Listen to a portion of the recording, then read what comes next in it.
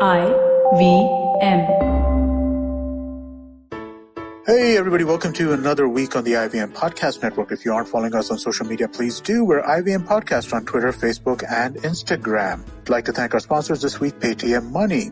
As we go into God knows what week of the lockdown, we've been trying to make sure that we get as much content out to you as possible. We had some interesting episodes in the last week. Cyrus Says we had Angad Singh Ranyala on it. That was a fun episode to listen to. On the Filter Coffee podcast, we had Taslima Nasleen and Arunav Sinha on that. That was another great conversation. Karthik Srinivasan joined Varun on Advertising is Dead. And guys, look for Pratik Oswal on Paisa Vaisa podcast with Anupam Gupta. That was another great episode. I'd also like to let people know that the show that we're doing with Ms. Rashish Vidyarthi, Begin the Journey, is now going to be releasing 3 times a week. So do check that out. I'm sure you'll enjoy that. And let's get started with your show.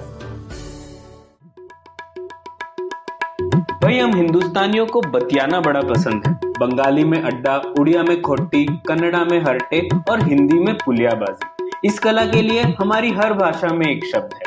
तो प्रणय और मैं तो अक्सर मिलकर पुलियाबाजी करते ही रहते हैं। हमने सोचा कि आपको भी इसमें शामिल कर लिया जाए।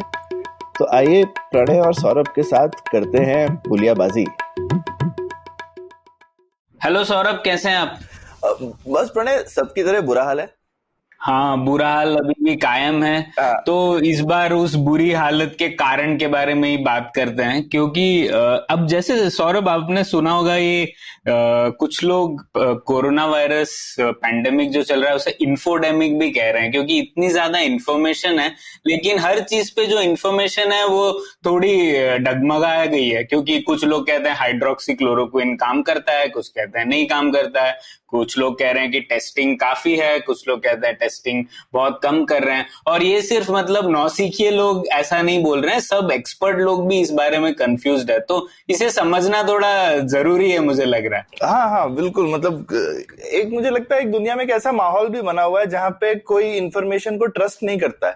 एक जिसको कहते हैं ना कि एक जितना भी इन्फॉर्मेशन आता है उसको डिस्क्रेडिट सा कर दिया गया है। तो ये इस माहौल में एक इस तरीके का कोरोना जैसा चीज होना मतलब एक डेंजरस चीज भी है, क्योंकि कोरोना से लड़ने के लिए सही इंफॉर्मेशन और सब लोगों का कोऑर्डिनेटेड एक्शन काफी जरूरी है कि सब लोग मिलकर एक चीज करें ठीक से। तो अब ये ऐसे माहौल में अगर आप इंफॉर्मेशन वगैरह को ही डिस्क्रेडिट करना शुरू कर दें और कहें कि हमें तो कुछ भी नहीं पता है, या कोई भी नंबर जो है उस पर हम कैसे भरोसा करें, अरे 400 ही केस कैसे, आप टेस्ट ही नहीं कर रहे तो आपको क्या पता कितने केस हैं, है ना। तो ये सब होना, इस चीज के ऊपर से धुंध हटानी चाहिए। हाँ, तो इसी से जुड़ा हुआ आज का विषय भी है हमारा। हम लोग थोड़ा टेस्टिंग और ये इम्यूनिटी, वैक्सीनेशन, इनको थोड़ा ब्रॉडर स्कोप में समझने की कोशिश करते हैं, और इसे समझाने के लिए हमारे साथ है पवन। पिछली बार हमारे साथ स्पेस अंतरिक्ष स्ट्रेटेजी के बारे में भी डिस्कस करने के लिए थे, और वैसे पवन बहुत विलक्षण प्रतिभा वाले इंसान है, स्पेस भी करते हैं और हिस्ट्री नर्ड भी है और बायोटेक उनका बैकग्राउंड भी है। तो हम लोगों ने सोचा पवन से ही बात किया जाए टेस्टिंग, इम्यूनिटी और वैक्सीन डेवलपमेंट पे। तो पवन, स्वागत है आपका पुलियाबाजी। नमस्ते प्रणय, नमस्ते सौरभ। और मैं तो इसमें विद्यार्थी हूँ, मैं भी एक पॉडकास्ट होस्ट हूँ। तो पिछले कई हफ्ते में मैंने बहुत सारे पॉडकास्ट रिकॉर्ड किया है कोविड-19 पर। तो एक्सपर्ट्स के साथ जो मैंने सीखा है, ऑनलाइन भी मैंने जो पढ़ा है, थोड़ा शेयर कर सकता हूँ। और इसमें एक बात है, हमें पता नहीं है। हाँ। ये सेंटेंस तो बहुत सारे लोगों को प्रॉब्लम देता है, कहने की आती नहीं है। हमें पता नहीं है, हाँ। एविडेंस नहीं है। ये जब हम नहीं कहते हैं तो बहुत सारे प्रॉब्लम्स पे हम अटक जाते हैं। यही प्रॉब्लम है। सब के लिए हमें आंसर तो चाहिए। लोग बहुत कुछ दावे तो कर देते हैं, लेकिन उसका क्या एविडेंस है वो हमें अभी तक पता नहीं है उसका।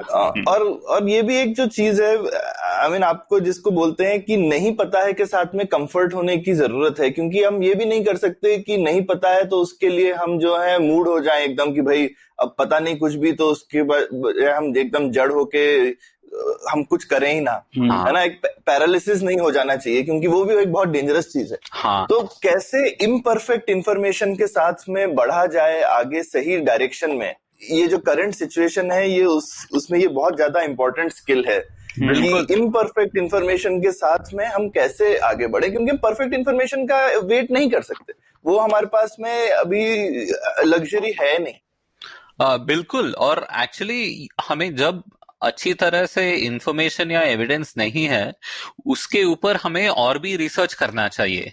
अभी जो हमें पता है कोविड-19 पर, जो भी इंफॉर्मेशन है, जो भी साइंस है, ये हमें कैसे पता है? क्योंकि एटलीस्ट दिसंबर नहीं तो जनवरी से तो बहुत सारा रिसर्च आया है, चाइना से आया है, यूएस से, सब तरफ से। और इससे हर हफ्ता हमें और भी अच्छा सा पिक्चर दिख रहा है, कैसे हम टेस्टिंग कर सकते हैं, उस टेस्टिंग का लिमिटेशन क्या है, सरकार कैसे काम कर सकती है, इम्यूनिटी का कैसे बढ़ रहा है। ये सब हफ्ते पर हफ्ते हमें बेटर इंफॉर्मेशन मिल रहा है, बट बहुत इंफॉर्मेशन मिल रहा है। आप जो कह रहे थे, ये इंफॉर्मेशन का पैंडेमिक जो है, ये तो रिसर्चर्स में भी है। मैंने तो नंबर जो सुना पवन, कुछ 3,000 से ज्यादा रिसर्च पेपर्स पूरे पीयर अभी रिव्यूड नहीं है, लेकिन आजकल जैसा ट्रेंड है, लोग रिसर्च पेपर इवन रिव्यू से पहले पब्लिश कर रहे हैं, तो प्री पब्लिकेशंस आ रही हैं। पर सिर्फ 3 महीने में इसके ऊपर 3,000 से ज्यादा रिसर्च पेपर पब्लिश हो चुके हैं, तो एस्टॉनिशिंग नंबर है। 3,000 से बहुत ज्यादा, क्योंकि आप modelling, science, basic science, trials सब अब जुड़ मिलाते हैं, तो इससे भी ज्यादा नंबर भी आ सकता है। Okay. तो इस समय हम बहुत सारे कोलैबोरेशन देख रहे हैं। हमारे देश में जो मैथमेटिकल मॉडल्स आ रहे हैं, वो तो कोलैबोरेशन इन लोगों ने इस रिसर्च के पहले कभी नहीं मिला है, तो वो मिलजुल कर रहे हैं। तो बहुत सारे एक्सीलेंट थिंग्स आ रहे हैं। पर जो आपने कहा, ये पीयर रिव्यू प्रोसेस जो है साइंस में, एक बहुत बार 1-2 साल लगता है। मुझे पता है, मैं कुछ रिसर्च 2007 में मैंने कुछ किया था, उसके ऊपर 2010 तक और लोग भी काम किया उन्होंने।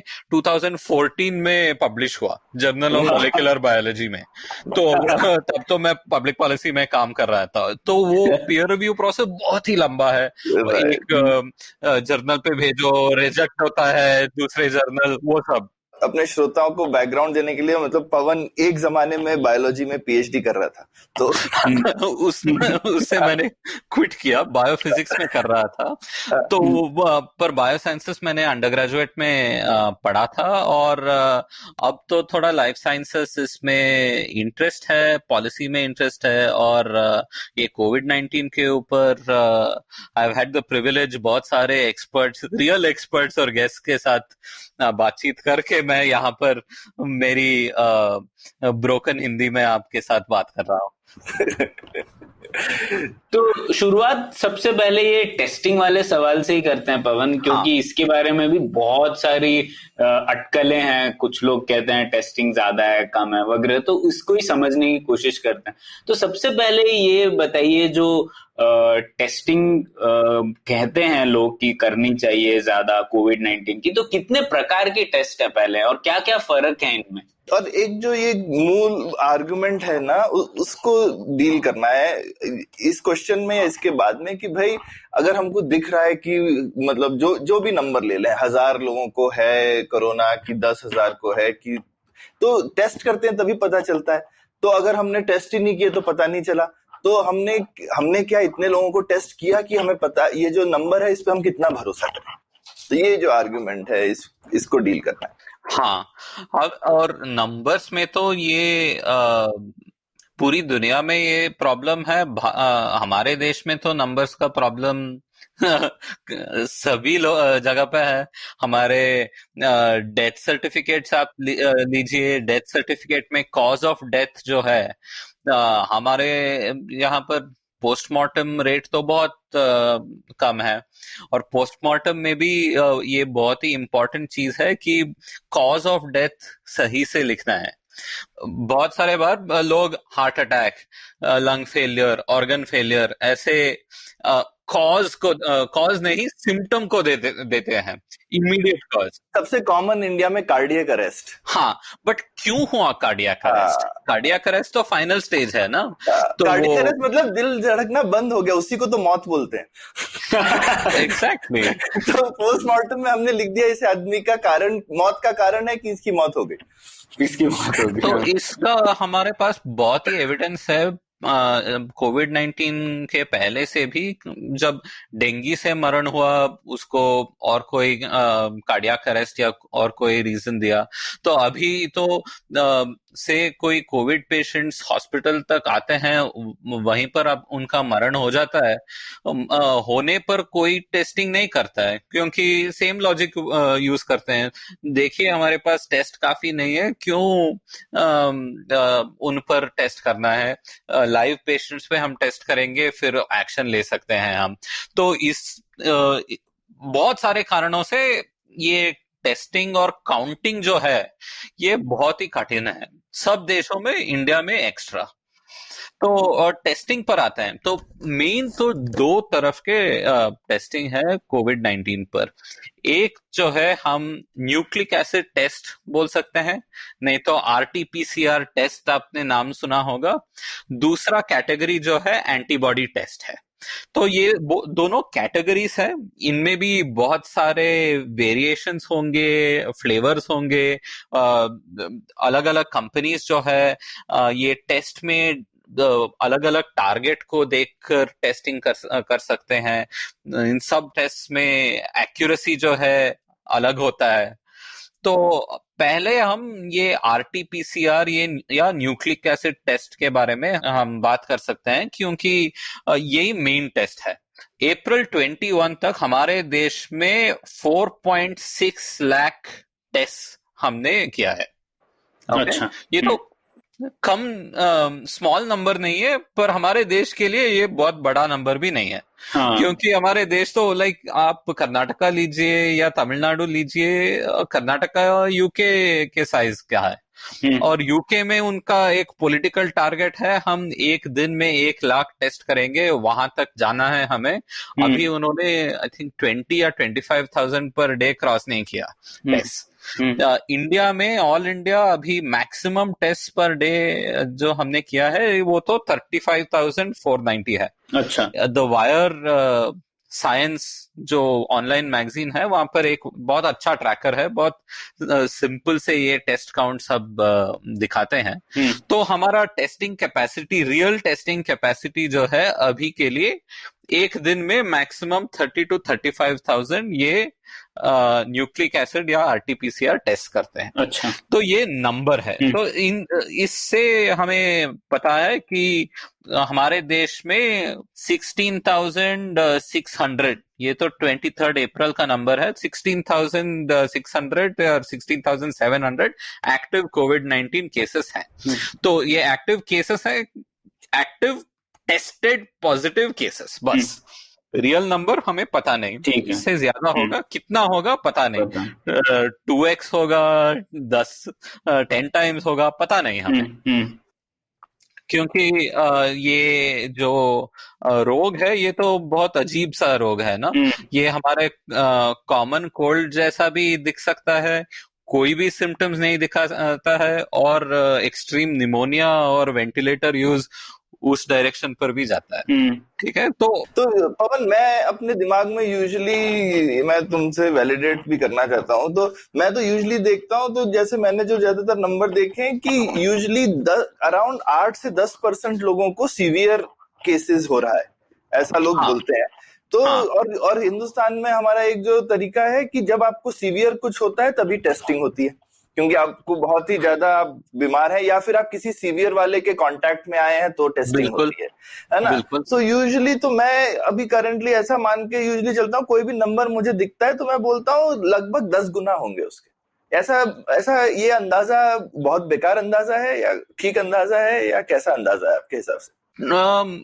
मेरे हिसाब से 10 टाइम्स तो एक अच्छा बॉल पार्क नंबर है, क्योंकि हमें यहाँ पर थोड़ा कॉशन की तरफ जाना है ना, हमें इसको और आराम से लेना नहीं है। और इसमें दूसरा प्रॉब्लम है, तो बहुत सीवियर केस है तो हॉस्पिटल जाने के पहले ही कुछ होता है तो हम वहां भी मिस कर सकते हैं, वहां भी मिस करते हैं। हाँ। और हमारे देश में जो है बहुत सारे इन्फ्लुएंजा केसेस है, रेस्पिरेटरी इलनेस केसेस बहुत सारे हैं, तो बाकी देशों में वो जो प्रॉब्लम जब कम होता है और तो डायग्नोसिस सही तरह से करते हैं, वहां पर आपको सिग्नल आराम से मिलता है।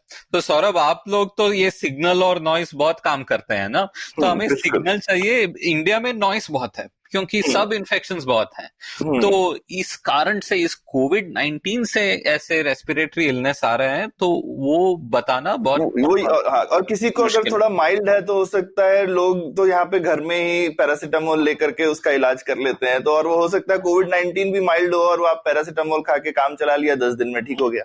हाँ, एक एग्जाम्पल बताता हूँ। अभी तो मोस्ट हॉस्पिटल्स और क्लिनिक सब बंद है ना, प्राइवेट और ये सब। तो बेंगलोर का एग्जांपल लेना है तो बेंगलोर में सरकार ने फीवर क्लिनिक ओपन किया है। कुछ बेंगलोर सिटी में 30 क्लिनिक्स ओपन किए थे, अभी नंबर बढ़ चुका होगा। पर डे सब क्लिनिक में कुछ 200 या 300 टेस्ट कर रहे थे, स्क्रीनिंग पीपल के लिए। ये पीसीआर वाला टेस्ट नहीं, सिर्फ स्क्रीनिंग। ओके। आप बताइए, हमारे सिटी में कुछ क्या 12 मिलियन या कुछ लोग हैं? हाँ, 1.25 करोड़ के करीब।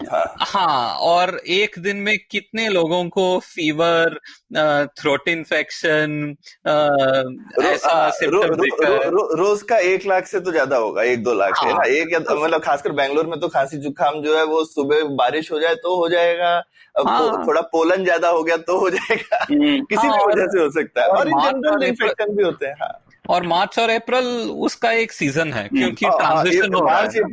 मार्च अप्रैल तो सबसे ज्यादा खांसी जुकाम का सीजन है यहाँ। हाँ, और मॉनसून जब आता है और भी कुछ ऐसे वेव्स आएंगे, तो आपको वहीं पर दिख रहा होगा कितने लोग ये फीवर क्लिनिक को भी जाकर उनको बेसिक स्क्रीनिंग वो कर सकते हैं। पर पवन, एक सेकंड, बेसिक स्क्रीनिंग मतलब क्या? सिर्फ टेम्परेचर देखना, वो स्क्रीनिंग टेस्ट हुआ? टेम्परेचर तो मेरे जो एक डॉक्टर फ्रेंड है, तलेहरटे पे गेस्ट जैसे आए थे, उन्होंने कहा जो भी ये लॉकडाउन से पहले उन्होंने सिर्फ कहा जो भी ऐसे सिम्टम्स से आता है उनका सिंपल एक ब्लड टेस्ट कर दीजिए। ब्लड टेस्ट में आपको दिख जाएगा कि उनका इन्फेक्शन बैक्टीरियल है या वायरल है। तो बैक्टीरियल है तो ऑटोमेटिक आप रूल आउट कर सकते हैं ना। वायरल है तो देखना पड़ेगा ये राइनो वायरस से आया है, इन्फ्लुएंजा से आया है, और कुछ भी। तो ऐसे हम बहुत सारे डिफरेंट सिंपल टेस्ट से कुछ अलग अलग मेजर्स कर सकते हैं।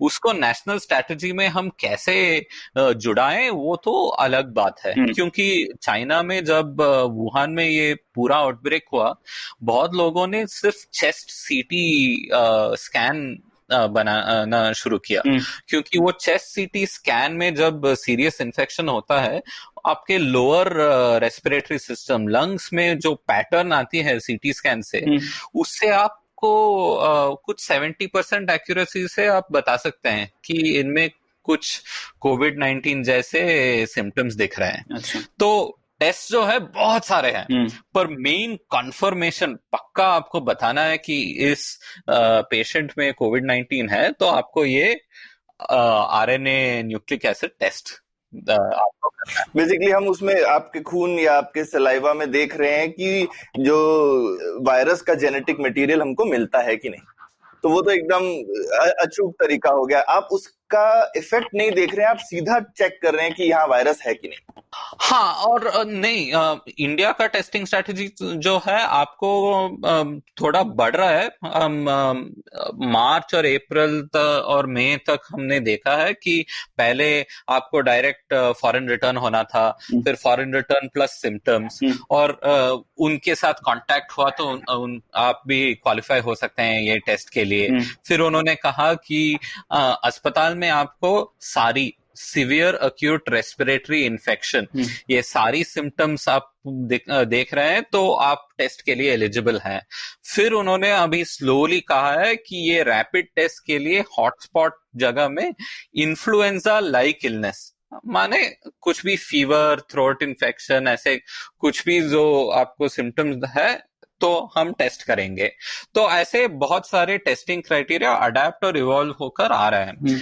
इसमें एक सप्लाई का कंस्ट्रेंट भी है, क्योंकि टेस्ट ज्यादा नहीं होंगे तो आपको ये रेशन कार्ड जैसे कुछ रेशनिंग करना है ना, किसको आप टेस्ट देंगे।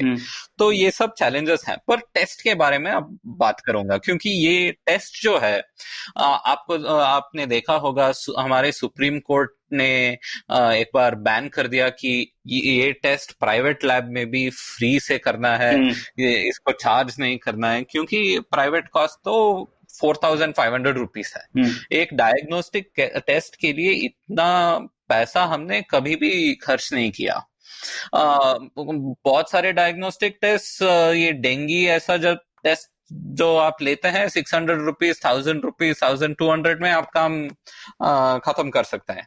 ये क्यों ऐसा एक्सपेंसिव टेस्ट है कि पहले ये ब्लड टेस्ट नहीं है, ये मेन टेस्ट जो है आपका सलाइवा या वो नेसोफेरेंजियल टेस्ट बोलते हैं, एक लॉन्ग आपको ये ईयरबड जो है ना, बेसिकली ऐसा एक स्वाब लेके आपके गले के अंदर से जो वहां का स्किन है ना, वो सेल्स थोड़ा लेके उसको टेस्ट करते हैं। अच्छा।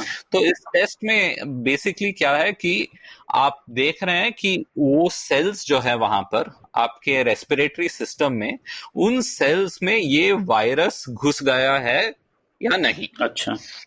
वो टेस्ट है। तो वो कैसे करते हैं कि वो ये कोविड-19 या SARS-CoV-2 वायरस है, ये तो एक आरएनए वायरस है। तो इसका main information, main genetic code कैसा काम करता है, ये सब आरएनए में स्टोर हुआ है। हमारे शरीर में तो डीएनए है, आरएनए सिर्फ एक इंटरमीडिएट स्टेप है। डीएनए बहुत स्टेबल मॉलिक्यूल है, आप बहुत आराम से इवन पानी में रह सकता है, और सिर्फ सेल्स में नहीं। आरएनए बहुत अनस्टेबल मॉलिक्यूल है। अच्छा। हमारे सेल्स में अच्छा दिखता है, टेस्ट ट्यूब में आप लेते हैं तो गायब हो जाता है। मैं 10 साल पहले थोड़ा आरएनए के साथ काम कर रहा था, उसके लिए पानी भी जो है आप यूज कर सकते हैं ना ये लैब में, उसको एक स्पेशल आरएनए फ्री वाटर बुलाते हैं हम, क्योंकि डिस्टिल्ड वाटर में भी कुछ ट्रेस अमाउंट ऑफ कुछ एंजाइम होगा, ये जो भी आरएनए है सब डिस्ट्रॉय कर देगा। अच्छा। Within no time. अच्छा। तो ये टेस्ट जो है, तो पहले क्या करना है, कोई भी पेशेंट या सस्पेक्टेड केस हो, उनके घर जाके या अस्पताल में पूरा पर्सनल प्रोटेक्शन इक्विपमेंट पूरा पहन के, ये सब सिंगल यूज है, पूरा पहन के आपको ये स्वाब लेना है, क्योंकि ये स्वाब लेने के समय भी ये डिसीज स्प्रेड हो सकता है। राइट। हाँ, बहुत हाई रिस्क है, क्योंकि आप बोलते हैं ना open your mouth wide and then वहां पर स्टिक डाल के ऐसे, तो सीधे आप शेर के मुंह में ही हाथ डाल रहे हैं। हाँ बिल्कुल। क्यों? एक्चुअली ये 4,500 रुपीज में मुझे कुछ लोगों ने शेयर किया कि 1,500 रुपीज सिर्फ कलेक्शन में जाता है। अच्छा। तो बाकी सब टेस्ट ना, आप जब ब्लड टेस्ट लेते हैं वहां पर भी आपको ऐसे इन्फेक्शियस डिजीजेस समय पर बहुत ही प्रोटेक्शन लेना है। पर हमारा स्किन जो है ये तो बहुत बढ़िया ऑर्गन है, हमारा स्किन बेस्ट डिफेंस है सब ऑर्गेनिज्म, सब इन्फेक्शन से। सो आप केयरफुली आप ब्लड टेस्ट जब लेते हैं, वो अल्कोहल स्वाब जब करते हैं, इन्फेक्शन रेट तो बहुत कम है, ट्रांसमिशन ऐसे।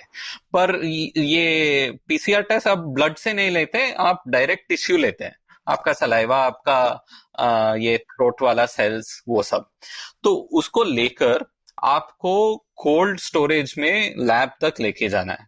तो अभी भारत में कुछ 30 40 लैब और बहुत सारे प्राइवेट लैब सब ओपन किया है लोगों ने, तो वहां तक जाना है।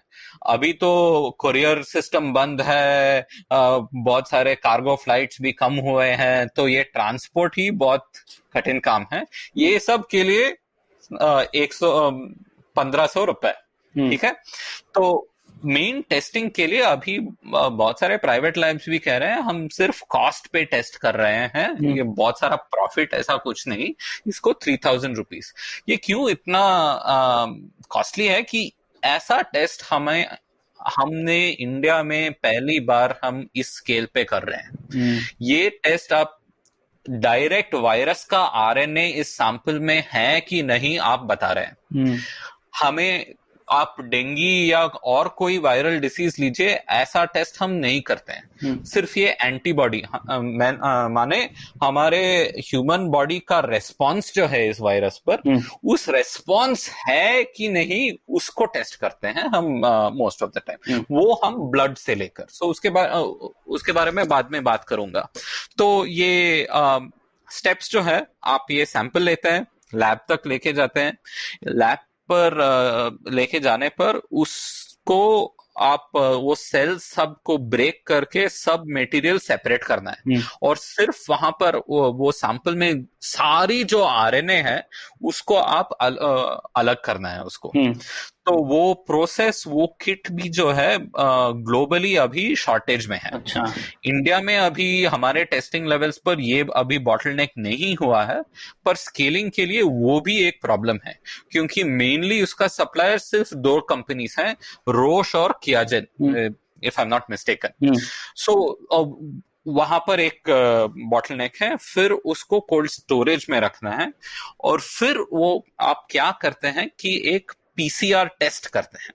तो ये टेस्ट एक्सप्लेन करने के लिए मैं हमारे संविधान का एक एग्जाम्पल लेता हूं। अच्छा। ठीक है।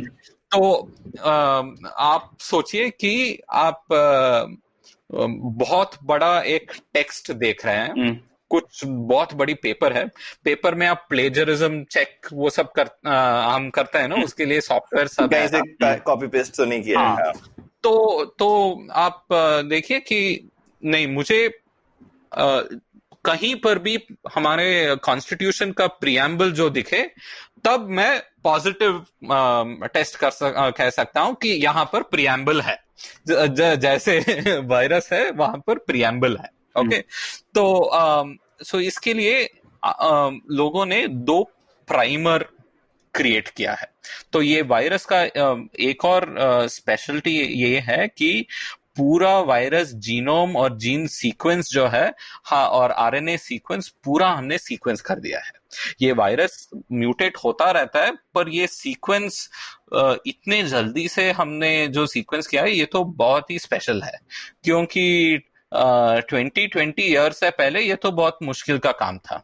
1999 पे हमने ह्यूमन जीनोम प्रोजेक्ट किया, और इस 20 साल में हमने जो डेवलपमेंट देखे हैं सीक्वेंसिंग पे, ये आरएनए एनालिसिस, पीसीआर, उसका कॉस्ट तो हर 2 साल या 3 साल 10 टाइम्स से रिड्यूस हुआ है। अच्छा। तो ये टेस्ट 4500 रुपीज, तो 3000 रुपीज जो है $50 है, या 50 भी नहीं और कम, $40 है। हाँ, तो 5 साल पहले ये तो $1000 हुआ होगा। तो ये डायग्नोस्टिक टेस्ट के लिए इससे पहले इम्पॉसिबल हुआ होता। पूरी दुनिया में डायग्नोसिस के लिए ऐसे जो टेस्ट हैं, सिर्फ कुछ 4-5 साल से लोग करते आ रहे हैं। ये जीका वायरस आउटब्रेक जो हुआ फ्लोरिडा और यूएस में, एबोला वायरस में, सिर्फ वहां पर ऐसे यूज किया है। तो ग्लोबली इस स्केल पर पहले कभी भी नहीं किया, इसीलिए ये तो स्पेशल और एक्सपेंसिव टेस्ट है। इंडिया में बहुत सारे जगह में इसका कैपेबिलिटी नहीं है, अभी बढ़ रहा है, बहुत सारे लोग एक्टिवेट कर रहे हैं उनको, लैब्स का सिस्टम्स और इक्विपमेंट सब, तो इसीलिए इतना स्पेशल है ये टेस्ट। तो इस टेस्ट में हम आपको हमारा प्रियम्बल देखना है, इस सैंपल में हमारा प्रियम्बल का कि कहीं कहीं लिखा हुआ दिख जाए हम भारत के लोग। हाँ, क्योंकि ये पूरा टेक्स्ट है ना, ये इस आरएनए टेक्स्ट में डीएनए के तरह 4 लेटर्स हैं, तो ये 4 लेटर वाला लैंग्वेज है। आप उस लैंग्वेज एटीजीसी डीएनए में आता है, आरएनए में हम एयूजीसी कहते हैं। सो डीएनए में जो एटीजीसी है, adenine thymine guanine cytosine, RNA में एडेनिन यूरासिल गुआनिन साइटोसिन। तो पूरा का पूरा कॉम्प्लीमेंट है पर एयूजीसी, ठीक है, ठीक है। तो ये लैंग्वेज जो है, इसमें आप वो एक पैराग्राफ ढूंढ रहे हैं। तो पूरा वायरस में बहुत सारे जीन्स, बहुत सारे प्रोटीन्स होते हैं ना, इसमें भी रिसर्चर्स ने रिसर्च किया है कि कहाँ पर हम ढंग से हम रीड कर सकते हैं, कौन सा पैराग्राफ अच्छा है, क्योंकि ऐसा चीज भी ढूंढना है जो बहुत जगह पे नहीं मिले, कोई यूनिक होना चाहिए ताकि उससे पता चले यही वायरस है और कोई आरएनए नहीं पकड़ लिया।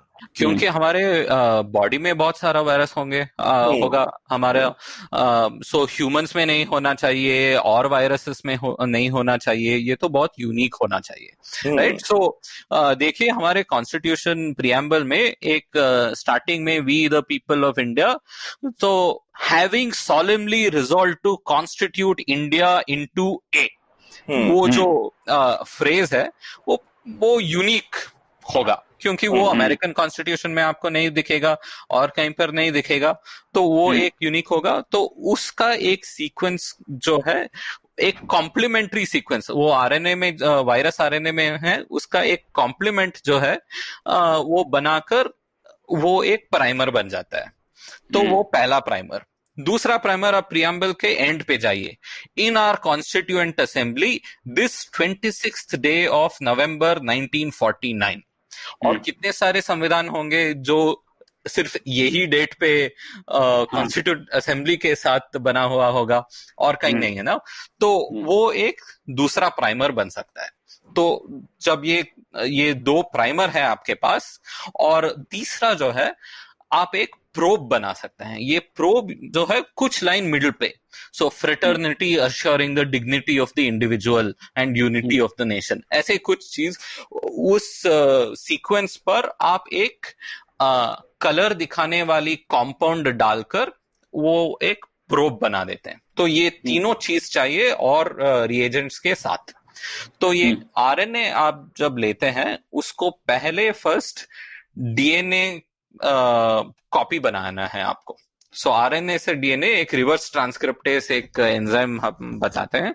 तो ये रिवर्स ट्रांसक्रिप्टेस करके फिर हमारे पास एक कुछ 40 और 45 ईयर ओल्ड टेक्नोलॉजी है, पीसीआर, पॉलीमरेज चेन रिएक्शन। ये बेसिकली क्या है कि एक लेबोरेटरी में एक टेस्ट ट्यूब में हम और अलग अलग रिएजेंट डाल के हीट और टेम्परेचर चेंज करके हम डीएनए का एक कॉपी से 1000, 1 मिलियन, 1 करोड़, 1 लाख करोड़ कॉपीज हम कुछ 6-7 आवर्स में हम कर सकते हैं। ये बहुत ही इंपॉर्टेंट टेक्नोलॉजी है। तो ये टेक्नोलॉजी अभी बहुत ही अफोर्डेबल हुआ है। तो ये सैंपल डाल के आप सिर्फ ये सीक्वेंस जो दोनों प्राइमर जो दिखता है, उसी सीक्वेंस को आप एम्पलीफाई करते हैं। तो वायरस का एक ही कॉपी होगा या सिर्फ 10 कॉपी होंगे, उसको आप 10 लाख करोड़ कॉपीज बना सकते हैं। अच्छा। ये जो कॉपी बनता है, इस प्रोसेस में वो मिडिल वाला प्रोब हमने कहा ना, उसके साथ एक कुछ कलर दिखाने वाली कुछ कंपाउंड होगा, वो प्रोब भी यूज हो जाता है। तो वो कलर दिखाने वाली कंपाउंड सेपरेट हो जाती है।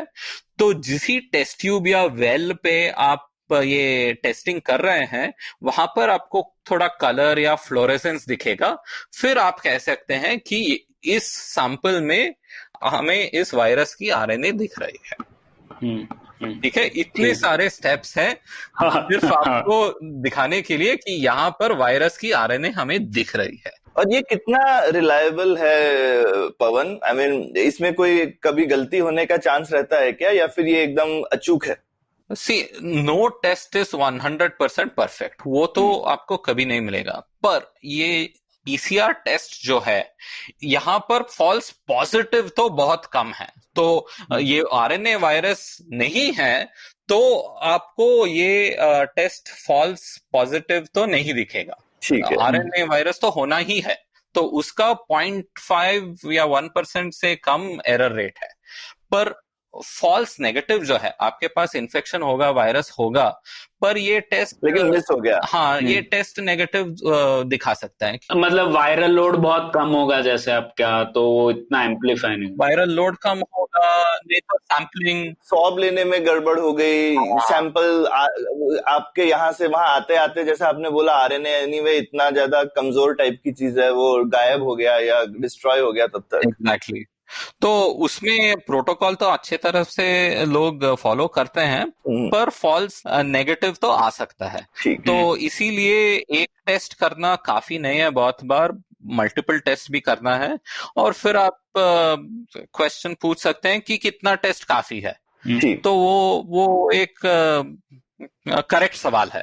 पर फॉल्स पॉजिटिव का प्रॉब्लम इसमें नहीं है, बाकी टेस्ट में होंगे। अच्छा, तो ये तो एक्सट्रीमली स्पेसिफिक टेस्ट होगा। और ये फॉल्स नेगेटिव जो है उसको हम सेंसिटिविटी कहते हैं इस डायग्नोस्टिक सर्कल्स में। वो सेंसिटिविटी में आपने जैसे कहा बहुत सारे चैलेंजेस होंगे। तो मे बी 60%, 70%, 80% ऐसा सेंसिटिविटी दिखेगा। तो आप 100 पेशेंट लेंगे, 100 पेशेंट कोविड पॉजिटिव होंगे, उनमें आपको मे बी 70 या 60 पेशेंट्स को आप पॉजिटिव टेस्ट दिखा सकते हैं।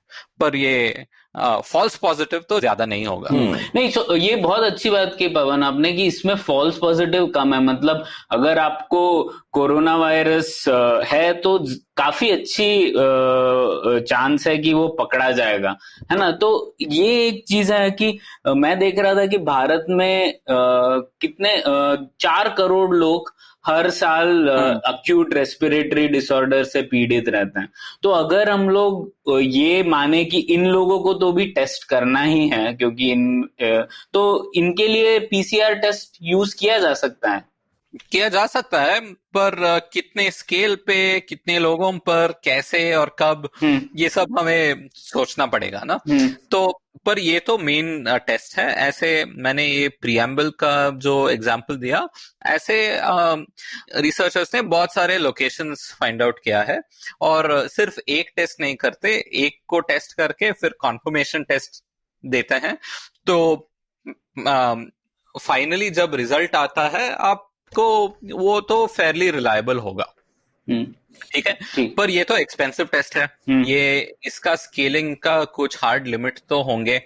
तो अभी आपने न्यूज़ पे सुना होगा कि रैपिड टेस्ट इंडिया में हमने खरीदा है। कुछ अलग अलग नंबर लोग देते हैं। इंडिया में कुछ 6 लाख या 7 लाख टेस्ट हमने ऑर्डर किया है। कर्नाटका में 65,000 टेस्ट हमने ऑर्डर किया है।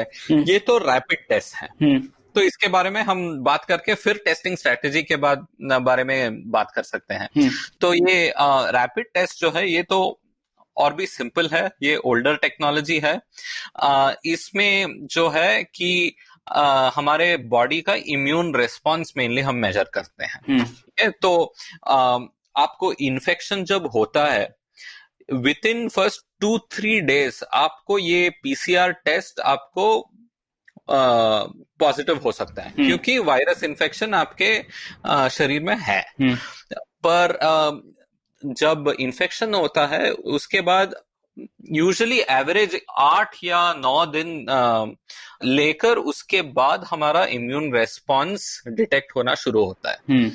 तो ये एंटीबॉडी टेस्ट आपको ऐसे डायग्नोस्टिक टेस्ट जैसे करना बहुत ही मुश्किल है, क्योंकि फर्स्ट 8 डेज जब आप हॉस्पिटलाइज भी हो सकते हैं, वहां पर आपने ये टेस्ट किया तो वो सही वाला रिजल्ट तो नहीं दिखाएगा। जैसा डेंगू में होता है, डेंगू में भी तो यही, डेंगू में भी यही चेक करते हैं। और डॉक्टर अक्सर बोलते हैं कि डेंगू में वो लोग 5 दिन बोलते हैं कि भाई 4-5 दिन बाद टेस्ट कराइए, पहले तो फायदा ही नहीं है चेक करने का।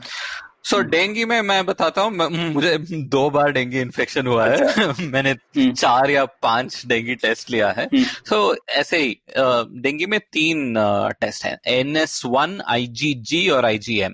ये NS1 जो है ये वो डेंगू वायरस में एक प्रोटीन को सर्च करता है। वो ये NS1 तो आपको जब एक्चुअल सिम्टम आता है ना, उसी समय बहुत ही टाइम गायब हो जाता है। तो इसीलिए डेंगू डिटेक्शन बहुत डिफिकल्ट है। उसके बाद ये एक IgM है। तो हमारे बॉडी में ये इम्यून सिस्टम जो है ये 2 तरह से रेस्पॉन्ड करता है वेरी ब्रॉडली। वन तो उसको सेल मीडिएटेड कहते हैं। हमारे टी सेल्स जो है व्हाइट ब्लड सेल्स में, ये HIV एड्स डिजीज में ये टी सेल्स ही HIV उनको मार देता है, तो इसीलिए हमारा इम्यून सिस्टम कॉम्प्रोमाइज होता है। वो सेल मीडिएटेड इम्यूनिटी कहते हैं। दूसरा जो है बी सेल्स, वो बी सेल्स से ये एंटीबॉडीज बनाते हैं, अलग अलग तरह के एंटीबॉडीज। और वो एंटीबॉडीज जो है आप देखिए, ये इम्यून सिस्टम हमारे शरीर का एक पुलिस सिस्टम, या उसमें पुलिस है, आर्मी है, CRPF है, सब है, राइट, ये इम्यून सिस्टम में। तो ये इम्यूनोग्लोबुलिन, ये IgG, IgM जो है वो एक फर्स्ट रेस्पॉन्डर जैसे आप सोचिए। तो एक वायरस कुछ डिटेक्ट करता है तो पहले उसको डिटेक्ट करके अटैच करके फिर उसको लेके जाता है बाकी सब सिस्टम से। तो इसीलिए आपको जब इन्फेक्शन है, आपको फ्लेम है, वहां पर आपको पस दिखाई देती है ना, वो पस जो है हमारा व्हाइट ब्लड सेल्स इस इन्फेक्शन से फाइट करके उसको लिक्विफाई करके बाहर लेकर आता है किसी रूप पे। तो वो शुरू होता है इस इम्यूनोग्लोबुलिन रेस्पॉन्स के साथ। तो आप ऐसे सोचिए, इसमें 2 मेन एंटीबॉडीज है, एक तो IgG, दूसरा IgM, इम्यूनोग्लोबुलिन G और इम्यूनोग्लोबुलिन M। तो 8 या 9 दिन में ये IgM का लेवल बढ़ता है। और IgM जो है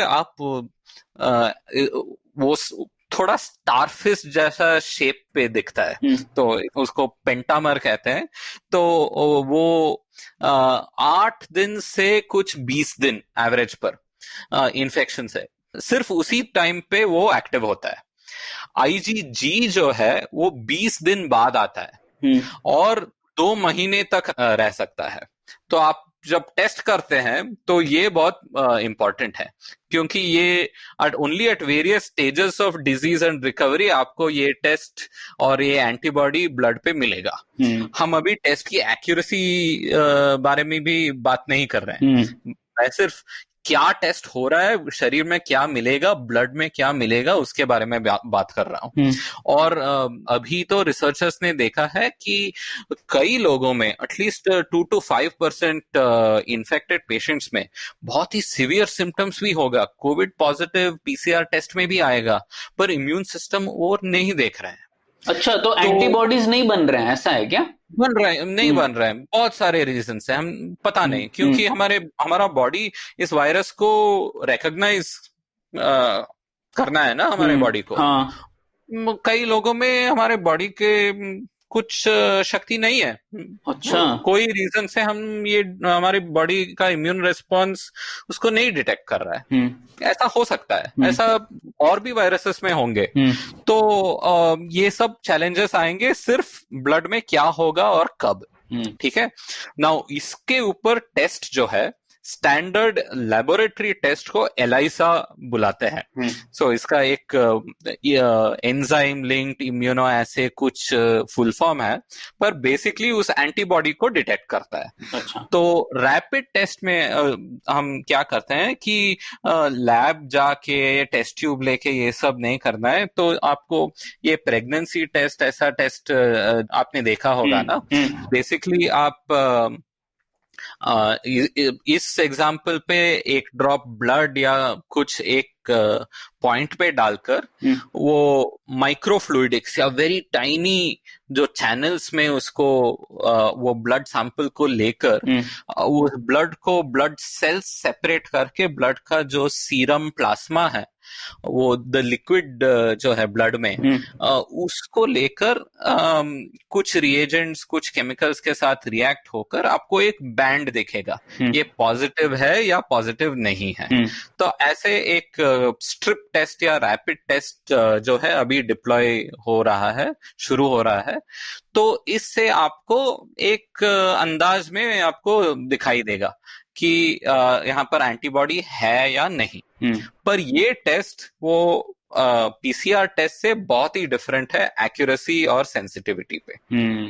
तो ये समझ में आ गया, ये बहुत अच्छे से समझाया पवन आपने। ये दो टेस्टिंग जो है अब थोड़ा मुझे भी क्लियर हुआ, नहीं तो बहुत कंफ्यूजन था। और इसी से ये भी समझ में आता है कि हम सीधे अंधाधुंध टेस्टिंग करें तो उसका एक प्रॉब्लम भी है कि अगर जैसे पीसीआर टेस्ट तो अच्छा है, लेकिन ये एंटीबॉडी टेस्ट में तो फॉल्स पॉजिटिव आ सकता है। तो हम अननेसेसरी बहुत सारे लोगों को डिक्लेयर करते रहे कि इनको भी कोरोना वायरस लगा हुआ है, लगा है, जबकि हो सकता है ना लगा। अगर आप मतलब मान लो 1% भी है तो बहुत बड़ा है। 1 करोड़ लोगों को टेस्ट किया तो लाख लोगों को हम अननेसेसरीली क्वारंटीन में डाल देंगे। हाँ, तो अभी WHO से भी एक एडवाइजरी आया है। हमारा ICMR का टेस्टिंग प्रोटोकॉल आप देखते हैं तो वहां भी थोड़ा केयरफुल है। ऑफ कोर्स ये सब थियरी है। जब एक स्टेट गवर्नमेंट को ये टेस्ट मिले, कौन सा स्ट्रैटेजी से वो ये टेस्ट डिप्लॉय करेंगे, किसको करेंगे, कैसे, उसमें भी कुछ हमारे कम्युनिटी के लोगों को टेस्ट करेंगे, ऐसा कुछ डाइवर्शन भी हो सकता है। तो मेन एडवाइजरी जो आया है कि ये एंटीबॉडी टेस्ट से इंडिविजुअल डायग्नोसिस करना बहुत ही मुश्किल है। ये टेस्ट जो है पॉपुलेशन लेवल डायग्नोसिस और या कम्युनिटी लेवल डायग्नोसिस के लिए अच्छा है। और उस वो कम्युनिटी कोई भी साइज का होगा, एक वार्ड देखिए, एक स्लम देखिए, कुछ भी साइज, तो वहां पर एटलीस्ट कुछ मिनिमम लेवल ऑफ इन्फेक्शन जब होता है, मान लीजिए किसी अपार्टमेंट कॉम्प्लेक्स में अगर फैल गया है तो आप वहां पे 400-500 लोगों को टेस्ट करके देख सकते हैं कि लगभग यहाँ 10% लोगों को है। वो कौन से 10% है वो बहुत एक्यूरेट नहीं है, लेकिन हमको लगभग समझ में आ जाएगा कि कितना फैला है।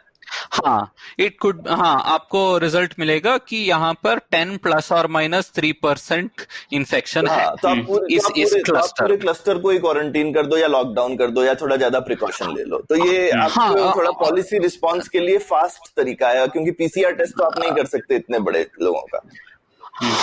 क्वारंटीन तो फर्स्ट रेस्पॉन्स है। फिर आपको सिम्टम्स चेक करना ही पड़ेगा हर दिन 2 बार 3 बार। आपने स्विगी ऐप पे भी देखा होगा, हर 4 आवर्स या 6 आवर्स टेम्परेचर चेक्स करते हैं वो कुक्स के लिए, ट्रांसपोर्ट डिलीवरी के लिए, एटलीस्ट थियरी में।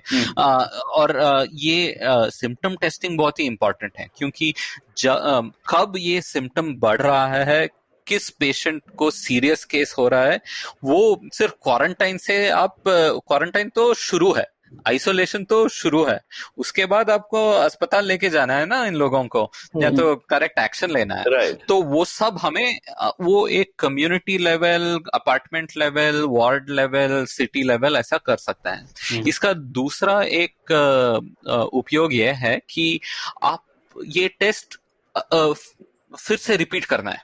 तो एक अपार्टमेंट कॉम्प्लेक्स में एक आउटब्रेक हो गया समझ लीजिए, तो उसमें आपको मिला कि इन्फेक्शन रेट है 10 ± 5%। पर मैंने कहा कि ये IgG जो है वो तो 2 महीने के बाद भी वो पॉजिटिव दिखाई देगा।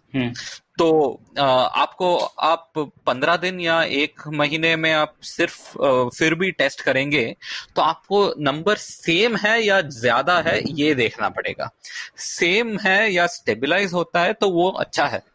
तो फिर हम कह सकते हैं कि इन्फेक्शन यहाँ पर बढ़ नहीं रहा है, एक स्टेबल हो गया है।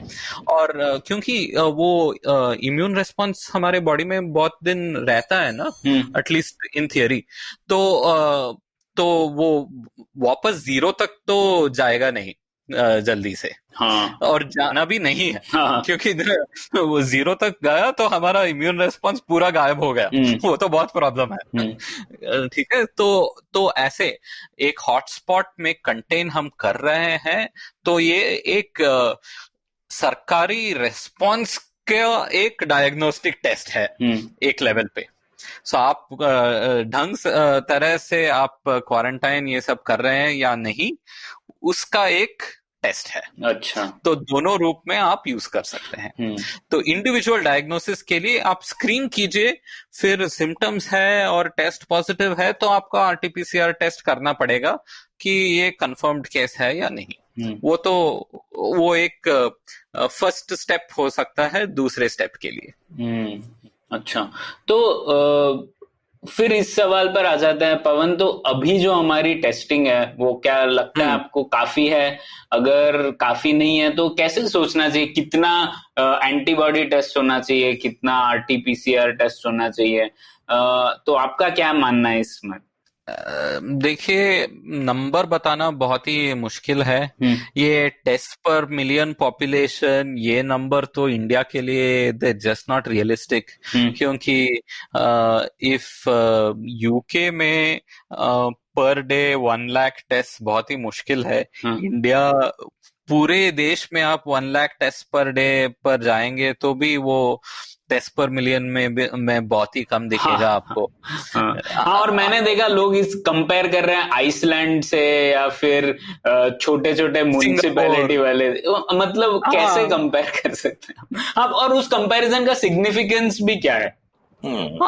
कुछ भी नहीं है। और सिंगापुर, हम एक अभी स्टेट्स और सेंटर नेगोशिएट करके अलग अलग देशों से ये टेस्ट किट्स हम मंगवा रहे हैं। हमारे देश में भी कुछ टेस्ट अभी अप्रूव हुआ है, तो पर ये नंबर गलत है। अभी के लिए मैं ये कह सकता हूं कि टेस्टिंग लेवल अभी काफी नहीं है। हम सही तरह से टेस्टिंग क्राइटेरिया बना के फिर हम देख सकते हैं कि कितना टेस्ट इंडिविजुअल्स के लिए हम कर सकते हैं, कितना टेस्ट हम सर्वेलेंस लेवल पे कर सकते हैं। क्योंकि बोथ ये आरटीपीसीआर टेस्ट और एंटीबॉडी टेस्ट दोनों हमें सैंपल्स में भी करना है, जनरल पॉपुलेशन में नहीं, पर people who have influenza illness. अभी आईसीएमआर ने एक टेस्ट किया जो हॉस्पिटलाइज्ड सारी severe acute respiratory illness patients हैं, उनमें एक सैंपल टेस्ट उन्होंने किया और उन्होंने देखा कि कुछ 2% of all cases in India covid positive test आया था। ये मार्च में। अभी अप्रैल मई में ये नंबर कैसा होगा, ये भी एक इंडिया लेवल या स्टेट लेवल ऐसा टेस्ट करना चाहिए हमें, ठीक है। पर यहाँ पर मैं एक दो एक्स्ट्रा कॉम्प्लिकेशंस डालूंगा नंबर आने से पहले। एक दो कॉम्प्लिकेशन ये है कि हम क्या टेस्ट यूज कर रहे हैं। एक तो एफडीए या यूरोप में जो अप्रूव हुआ है वो हम यूज कर रहे हैं, तो वहां पर भी ये अप्रूवल जो है रैपिड अप्रूवल आ रहा है, क्योंकि we want to push things forward. और बहुत सारे रेगुलेटरी हर्डल्स जब हम डालेंगे फिर कोई भी टेस्ट हमको नहीं मिलेगा।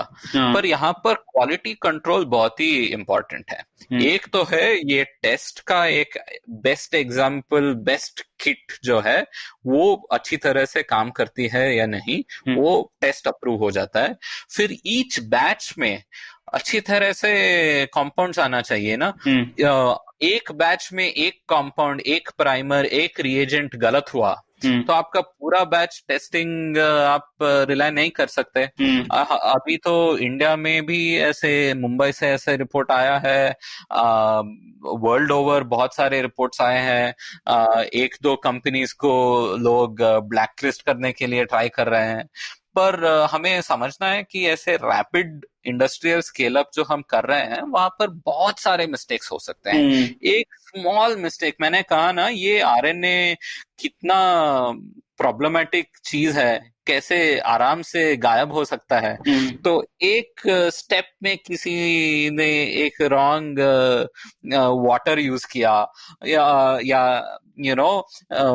4 डिग्री फ्रिज से बाहर 1 घंटा रख लिया बाय मिस्टेक, ऐसा कुछ भी एक स्टेप हुआ तो गलत हो सकता है। और इसके लिए बहुत सारे क्वालिटी कंट्रोल चेक्स ये सब है, फिर भी ऐसे अनप्रेसिडेंटेड टाइम्स में कुछ तो एरर स्लिप हो सकता है। तो अभी इंडिया में जो है, हम संस्कृत में कहते हैं ना, युद्ध काले शस्त्राभ्यासा। तो जब लड़ाई करना है तब हम सीखते हैं कैसे वेपन यूज कर सकते हैं। तो इंडिया में भी, इंडिया का रेगुलेशन में भी ऐसे ही हम कर रहे हैं। तो नेशनल इंस्टीट्यूट ऑफ वायरोलॉजी लोगों ने कहा FDA से क्यों हम वहां पर कैसे वेट कर सकते हैं, इंडियन टेस्ट जो है वहां तक भेजकर वहां का अप्रूवल लेना बहुत ही मुश्किल है इस समय में, तो हम ही वैलिडेट करेंगे।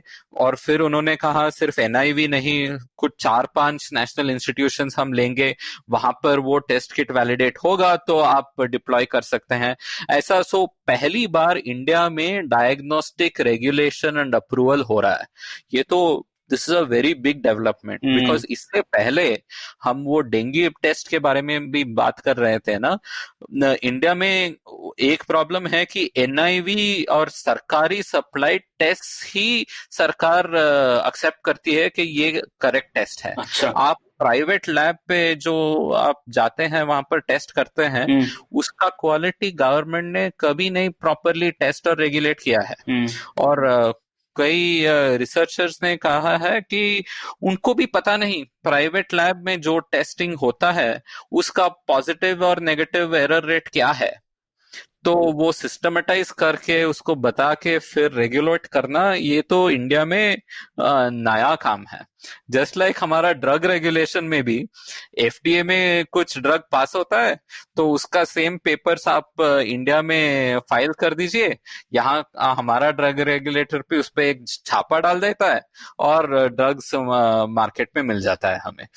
तो इंडिया में ये जो रेगुलेशन सिस्टम है ड्रग्स, डायग्नोस्टिक्स, वैक्सीन्स, ये सब के लिए, ये तो बहुत ही अर्ली स्टेजेस पे है। और इस COVID-19 का एक पैंडेमिक जो है, इस समय में थोड़ा हमें अभी दिखाई दे रहा है कि वहां पर भी कैपेसिटी और सिस्टम स्लोली डेवलप हो रहा है, पर उसमें प्रॉब्लम्स आपको दिखाई देंगे। ठीक है, तो ये तो बात हो गई टेस्टिंग की। अब दूसरी एक चीज पर आ जाते हैं, जुड़ी हुई बात है ये इम्यूनिटी वाली चीज पर। हाँ। है ना। तो लोग कितना कह रहे हैं कि अब देखिए हमारे प्रधानमंत्री ने भी एक ऐसे स्पीच दिया था कि जो आयुष मंत्रालय ने कुछ नुस्खे दिए हैं उनका पालन करें, उससे इम्यूनिटी बढ़ जाएगी। तो इस पर हम लोग कैसे सोचे? देखिए इस पर्टिकुलर डिजीज, ये COVID-19 और ये वायरस पे हमारे लोगों में अभी तक रिसर्च से हमें क्या पता चला है कि इंसानों में इस पर कोई नेचुरल इम्यूनिटी नहीं है। तो और भी रिसर्च से मे भी हमें आंसर मिलेगा कि ट्रॉपिकल कंट्रीज, इंडिया जैसे जगह जहां पर बहुत सारे वायरस इलनेसेस हैं, बहुत सारा डिसीज लोड है, मे बी थोड़ा इम्यूनिटी स्पिलओवर होगा हमारे पर, मे बी उससे हम ऐसे कम नंबर्स उसी से दिख रहा है। मतलब इम्यूनिटी स्पिलओवर मतलब पवन ये क्या कि जो एंटीबॉडीज किसी और वायरस के लिए बनाए थे, शायद वो एंटीबॉडीज इस वायरस के अगेंस्ट भी काम कर जाए, ऐसा? एंटीबॉडीज या कोई सेल्स या ये कुछ ट्रेन्ड इम्यूनिटी कहते हैं। ये BCG वैक्सीन का जो न्यूज आपने देखा होगा, वो तो वेरी प्रिलिमिनरी, सिर्फ एक कोरिलेशन वाला टेस्ट था। अच्छा। पर उस पे भी अभी ट्रायल्स शुरू हुआ है। सो वो BCG वैक्सीन या कोई कारण से एक पॉसिबिलिटी है कि हमारे इंडियन जैसे कंडीशंस में बहुत सारे लोगों पे कुछ नेचुरल इम्यूनिटी या रेजिस्टेंस होगा शायद, पर अभी तक की रिसर्च में हम ये कोई भी डेफिनेट से नहीं कह सकते हैं। अच्छा। ये तो एक रिसर्च टॉपिक है। भारत में हमें इस पर हाई क्वालिटी रिसर्च करना चाहिए। अभी तक तो कोई रिजल्ट्स नहीं आया है। तो ये इम्यून सिस्टम बढ़ाना, बूस्ट करना, देखिए मैंने कहा ना, ये इम्यून सिस्टम एक police force, paramilitary, military force, ये सब कॉम्बिनेशन जैसा आपको हमें सोचना है। बॉडी का सेल्फ रेगुलेशन सिस्टम है। बहुत ही इम्यून बूस्ट किया तो हमारा इम्यून सिस्टम हमारे शरीर पर ही अटैक करना शुरू कर देगा। ठीक है। स्पेशली आप सोचिए, ये वायरस जो है हमारे सेल्स के अंदर है, तो जब इम्यून सिस्टम अटैक शुरू करता है, वो तो हमारे सेल्स पे ही अटैक करना शुरू करता है। तो आपने देखा होगा ये ऑटो इम्यून डिसऑर्डर जैसे डिसऑर्डर्स, जब हमारा इम्यून सिस्टम हमारे ही सेल्स पर अटैक करना शुरू हो जाता है। डेंगू में भी हमने देखा है कि आपको जब सेकेंड डेंगू इन्फेक्शन होता है, डेंगू में 4 स्ट्रेन है, एक स्ट्रेन से आप रिकवर होकर दूसरा स्ट्रेन जब आपको हिट करता है, वहां पर हम कहते हैं कि एक साइटोकाइन स्टॉर्म होता है। बेसिकली बॉडी जो है पूरा फुल फायर अलार्म पुल कर देता है और देखता है नहीं नहीं सभी जगह इन्फेक्शन है, सबको मारो। अच्छा। एक लाठीचार्ज जैसे। सो लाठीचार्ज जब हम करते हैं सिर्फ कोई प्रॉब्लम नहीं सॉल्व करते हैं ना, और प्रॉब्लम हम बनाते हैं। तो इम्यून सिस्टम ऐसे वेरी सिंपली बूस्टिंग करना ये सब साइंस में नहीं है। ठीक है, हम क्या कह सकते हैं कि बहुत सारे लोगों में हमारा इम्यून सिस्टम अलग अलग कारण से ढंग से नहीं काम कर रहा है। आपको विटामिन डिफिशिएंसी होगी तो इम्यून सिस्टम रेस्पॉन्स तो स्लो होगा। हमें बहुत ही सारा एविडेंस है कि सिर्फ एक से आपको कुछ वुंड होगा, आप गिर गए, कुछ ब्लीडिंग हो रहा है, कुछ कुछ प्रॉब्लम हुआ, वो वहां पर वो वुंड हीलिंग जो है उसको लिए भी आपको विटामिन्स और मिनरल्स सब ढंग से चाहिए। तो मैं इम्यूनिटी बूस्टिंग छोड़िए, आप एक्सरसाइज कीजिए, आप हेल्थी फूड खाइए, अच्छी तरह से पानी पिए, और हेल्थी लाइफस्टाइल जब हम मेंटेन कर सकते हैं फिर हमारा इम्यून सिस्टम अच्छा होगा। तो इम्यून सिस्टम बेसिकली कुछ चीजों की वजह से खराब हो सकता है और आप वो डेफिशिएंसी पूरी कर सकते हैं, लेकिन एक हेल्दी इम्यून सिस्टम को आप और ऐसे बूस्टिंग का कोई तरीका नहीं है एक्सेप्ट कि वैक्सीन लेकर के हमारे पास एक ही तरीका है जिससे इम्यून सिस्टम में हम कोई नई कैपेबिलिटी ऐड कर देते हैं। जैसा अगर आपका एग्जांपल लें तो मतलब हम सीआरपीएफ की जगह एक आईटीबीपी भी ऐड कर दें, तो ये एक तरीका जो है वो सिर्फ एक ही तरीका है कि हम अपने आप को वैक्सीन कराएं या फिर हमको वैसे ही कोई बीमारी हो जाए जिससे कि हमारी बॉडी सीख जाए, कुछ नई ट्रिक सीख जाए। हाँ, और यहाँ पर कोविड-19 इन्फेक्शन हुआ तो हमें देखना है कि उस इन्फेक्शन से हमारी शरीर क्या सीख सकती है। वो उसमें भी हमारे पास पूरा का पूरा आंसर्स नहीं है, तो उसके बारे में कुछ 2-3 मिनट बात कर सकते हैं हम। तो अभी का रिसर्च जो कहता है, ये आईजीजी आईजीएम ये सब टेस्ट में कहा ना, ये तो हमारा इम्यून रेस्पॉन्स है, ये तो इम्यूनोग्लोबुलिन्स है, पर ये रेस्पॉन्स जो है हमें एक्सपोजर रेस्पॉन्स हम ये बुला सकते हैं। तो बेसिकली बॉडी इसको रिकॉग्नाइज करने की शक्ति उसमें आई है। ये कितने महीने तक रहेगी, ये परमानेंट रहेगी या नहीं, हम अभी नहीं कर सकते। और परमानेंट तो शायद कुछ जैसे वैक्सीन्स भी जो है वो बड़े होके बूस्टर डोज वगैरह लेने पड़ते हैं क्योंकि और वो मेरे को समझ में भी आता, मतलब बॉडी जो है वो एक्स्ट्रा एंटीबॉडीज वगैरह या एक्स्ट्रा कैपेबिलिटी क्यों कैरी करेगी।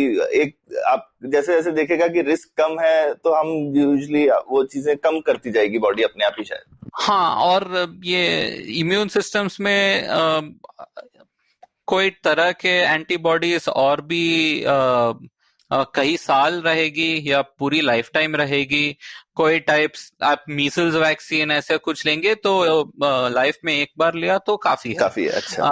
पर इन्फ्लुएंजा वायरस वो वायरस भी चेंज होता रहता है और ये वैक्सीन भी 1 साल रहता है, उसके बाद आपको फिर दूसरा वैक्सीन लेना चाहिए। और इसीलिए हर साल में एक नया फ्लू वैक्सीन आता है। हाँ, इसीलिए तो वैक्सीन से पहले तो हमारा गोल ये है, आपने इटली और यूरोप में ऐसा कुछ कॉन्वर्सेशन सुना होगा कि ये इम्यूनिटी कार्ड या इम्यूनिटी पासपोर्ट हम बना सकते हैं, क्योंकि हाँ, एक हर्ड इम्यूनिटी भी सुना है पवन। हर्ड इम्यूनिटी पर आते हैं, पहले इंडिविजुअल पर बात करते हैं ना। अपनी इंडिविजुअल से पहले हर्ड के बात करने की कोई पॉइंट ही नहीं है। और हर्ड बोले तो झुंड की इम्यूनिटी। हाँ, झुंड या समाज। एक्चुअली हर्ड तो हम प्राणियों में बात करते हैं ना, मनुष्यों में हम ये हर्ड की ये शब्द हम ये तो टेक्निकल टर्म है। समाज में इम्यूनिटी है या नहीं? ओके, ठीक है, या कम्युनिटी लेवल इम्यूनिटी या समाज लेवल इम्यूनिटी, ये हर एक गलत टर्म है। ठीक है। तो इंडिविजुअल इम्यूनिटी में हमें हमारा ट्रू गोल होना चाहिए कि हमारे शरीर में न्यूट्रलाइजिंग इम्यूनिटी है या नहीं। ये डॉक्टर गगनदीप सिंह, इंडिया के पॉसिबली टॉप वैक्सीनोलॉजिस्ट ने मेरे पॉडकास्ट में उन्होंने बताया। ये न्यूट्रलाइजिंग इम्यूनिटी जो है, तो आप सोचिए आपको एक बार कोविड-19 इन्फेक्शन हुआ है, आप रिकवर हो गए हैं, 3 महीने बाद, 1 साल बाद आपको फिर ये इन्फेक्शन आता है, आपका बॉडी इमीडिएटली इसको न्यूट्रलाइज करके निकाल देता है। तो वो लेवल इम्यूनिटी जो है वो रियल इम्यूनिटी है। तो हम वो जब डिटेक्ट कर सकते हैं, और उसका जो एक टेस्ट, अब वो किस लेवल पे वहां तक होंगे, कैसा टेस्ट करेंगे, ये सब हमें अभी तक पता नहीं। इनफैक्ट रिकवर्ड पेशेंट्स जब बाहर आके बहुत सारे ऐसे ट्रायल्स में जब एनरोल करेंगे, उससे हमें बहुत सारी इंफॉर्मेशन मिल सकती है। क्योंकि अभी इन्फेक्शन बढ़ रहा है ना, इटली सब में बहुत सारे केसेस देखे हैं, 1-2 महीने में बहुत सारे लोग रिकवर होके बाहर आएंगे। और उन लोगों का मदद तो बहुत ही इंपॉर्टेंट है, क्योंकि वहां पर थोड़ा रिसर्च करके, उनका ब्लड सैंपल लेके रिसर्च करके हम देख सकते हैं कि रियल इम्यूनिटी, ये न्यूट्रलाइजिंग इम्यूनिटी है या नहीं। और है तो हम कैसे उसको टेस्ट कर सकते हैं, वो सब करके हम बाद में लोगों को इम्यूनिटी पासपोर्ट या कार्ड दे सकते हैं कि आप सेफली आप हर जगह मूव कर सकते हैं, क्योंकि आप इन्फेक्ट नहीं होंगे और आप डिजीज ट्रांसमिट नहीं करेंगे। राइट? तो वहां तक जाने के लिए बहुत सारे दिन लगेंगे। अभी तक वो आंसर नहीं है। ठीक है, तो अभी के लिए हमें ये भी नहीं पता कि ये इम्यूनिटी 2 महीने के लिए रहेगा, 3 महीना, 1 साल या परमानेंट। अभी ये भी नहीं पता हमें कि वायरस किस रेट पे म्यूटेट होगा, क्योंकि जो अब तक आया है ये कोविड-19 SARS-CoV-2 का स्पेशलिटी ये है कि वो अपर रेस्पिरेटरी सिस्टम और लोअर रेस्पिरेटरी सिस्टम दोनों को इन्फेक्ट करता है। तो रेगुलर कोरोना वायरस, ह्यूमंस में 7 different corona virus species humans को इन्फेक्ट करती है। तो उसमें हमारे जो कॉमन कोल्ड है उसका 30% कॉज एक्चुअली अलग अलग कोरोना वायरस है, बाकी सब ये राइनो वायरस सब है। ठीक है, तो वो अपर रेस्पिरेटरी, हमारा गला, नाक, उसको इन्फेक्ट करता है। तो उसको इन्फेक्ट करने से बहुत आसान से फैलता है, स्प्रेड होता है। पर लोअर रेस्पिरेटरी सिस्टम, हमारे लंग्स जो इन्फेक्ट करता है, उसी से और सीरियस सिम्टम्स आती है। तो ये SARS-CoV-2 वायरस, आई थिंक ये क्या हुआ कि जब ह्यूमंस को इन्फेक्ट करना शुरू किया, ये तो बहुत आसान से स्प्रेड हो रहा है, बहुत आसान से इन्फेक्ट कर रहा है। तो म्यूटेशन होने की जरूरत आई नहीं अभी तक। जब हम वैक्सीन या ड्रग या कुछ इंटरवेंशन लेके आएंगे, फिर हमें पता चलेगा कि किस रेट पे ये म्यूटेशन हो रहा है। क्योंकि सारे वायरसेस, उनका जो ये RNA रेप्लिकेशन सिस्टम है, ये तो बहुत ही एरर प्रोन है।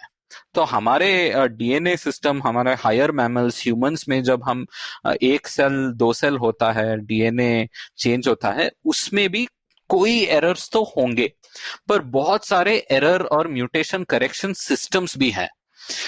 पर ऐसे वायरस जो है, मैंने कहा 1 लाख, 1 करोड़ नहीं, लाख करोड़ जैसे नंबर्स में जब एक वायरस मल्टीप्लाई होता है, ईच वायरस में थोड़ा बहुत DNA सीक्वेंस थोड़ा अलग होता है, एक ही बॉडी में, एक ही ह्यूमन बीइंग में। अच्छा। एक ही इन्फेक्शन पे।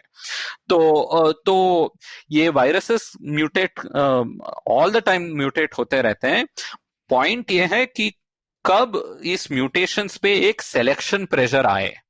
हम एंटीबायोटिक्स में हम देखते हैं ना, तो एंटीबायोटिक्स लेंगे तो ये बैक्टीरिया मोस्टली हम उनको डिस्ट्रॉय कर देंगे, पर कुछ 1% या 0.1% सर्वाइव होता है और रेजिस्टेंस डेवलप करता है, वो फिर पूरा स्प्रेड एंड एक्सप्लोड हो सकता है।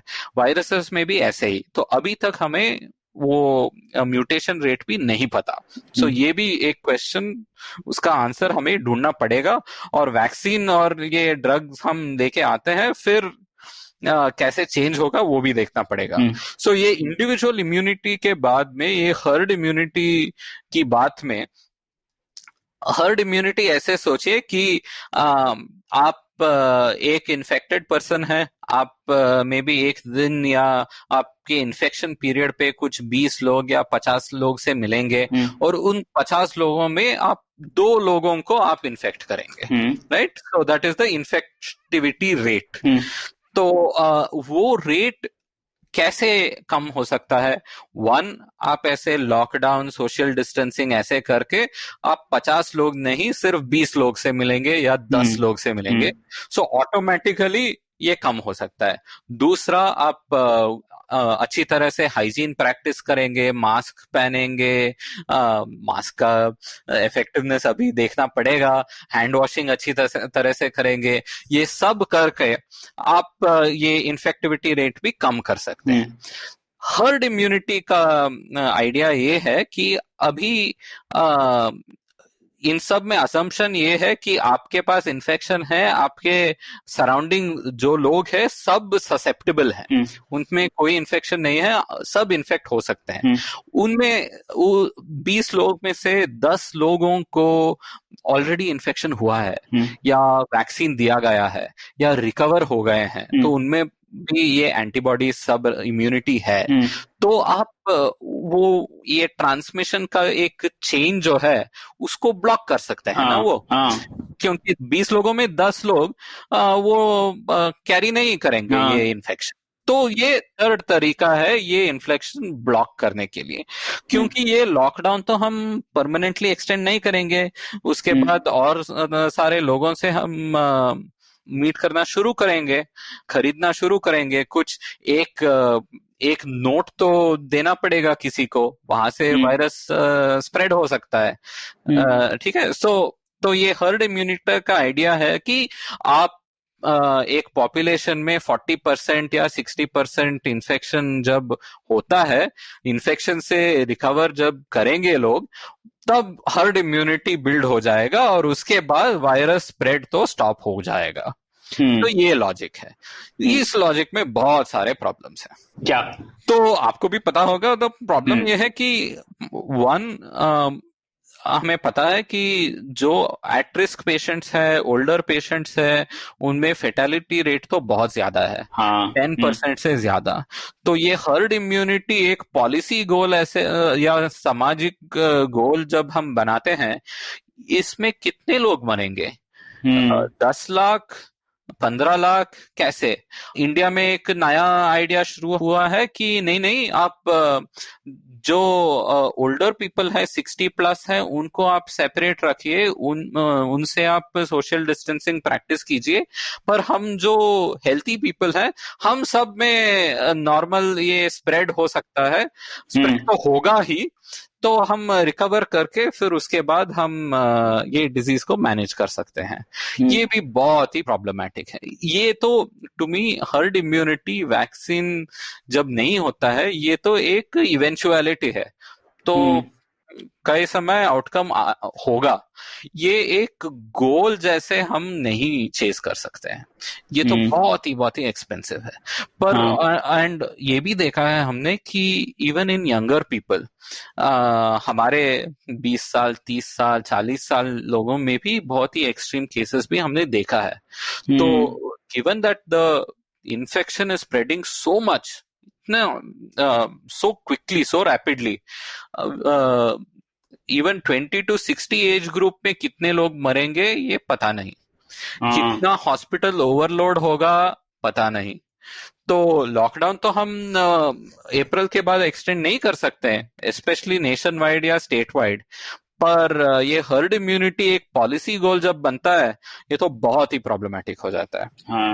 हाँ, वही हमें पता ही नहीं कि कितने लोग सिवियरली इफेक्ट होंगे, तो ये इसको ऐसे पॉलिसी गोल चेस करेंगे तो बहुत मुश्किलें आ सकती है।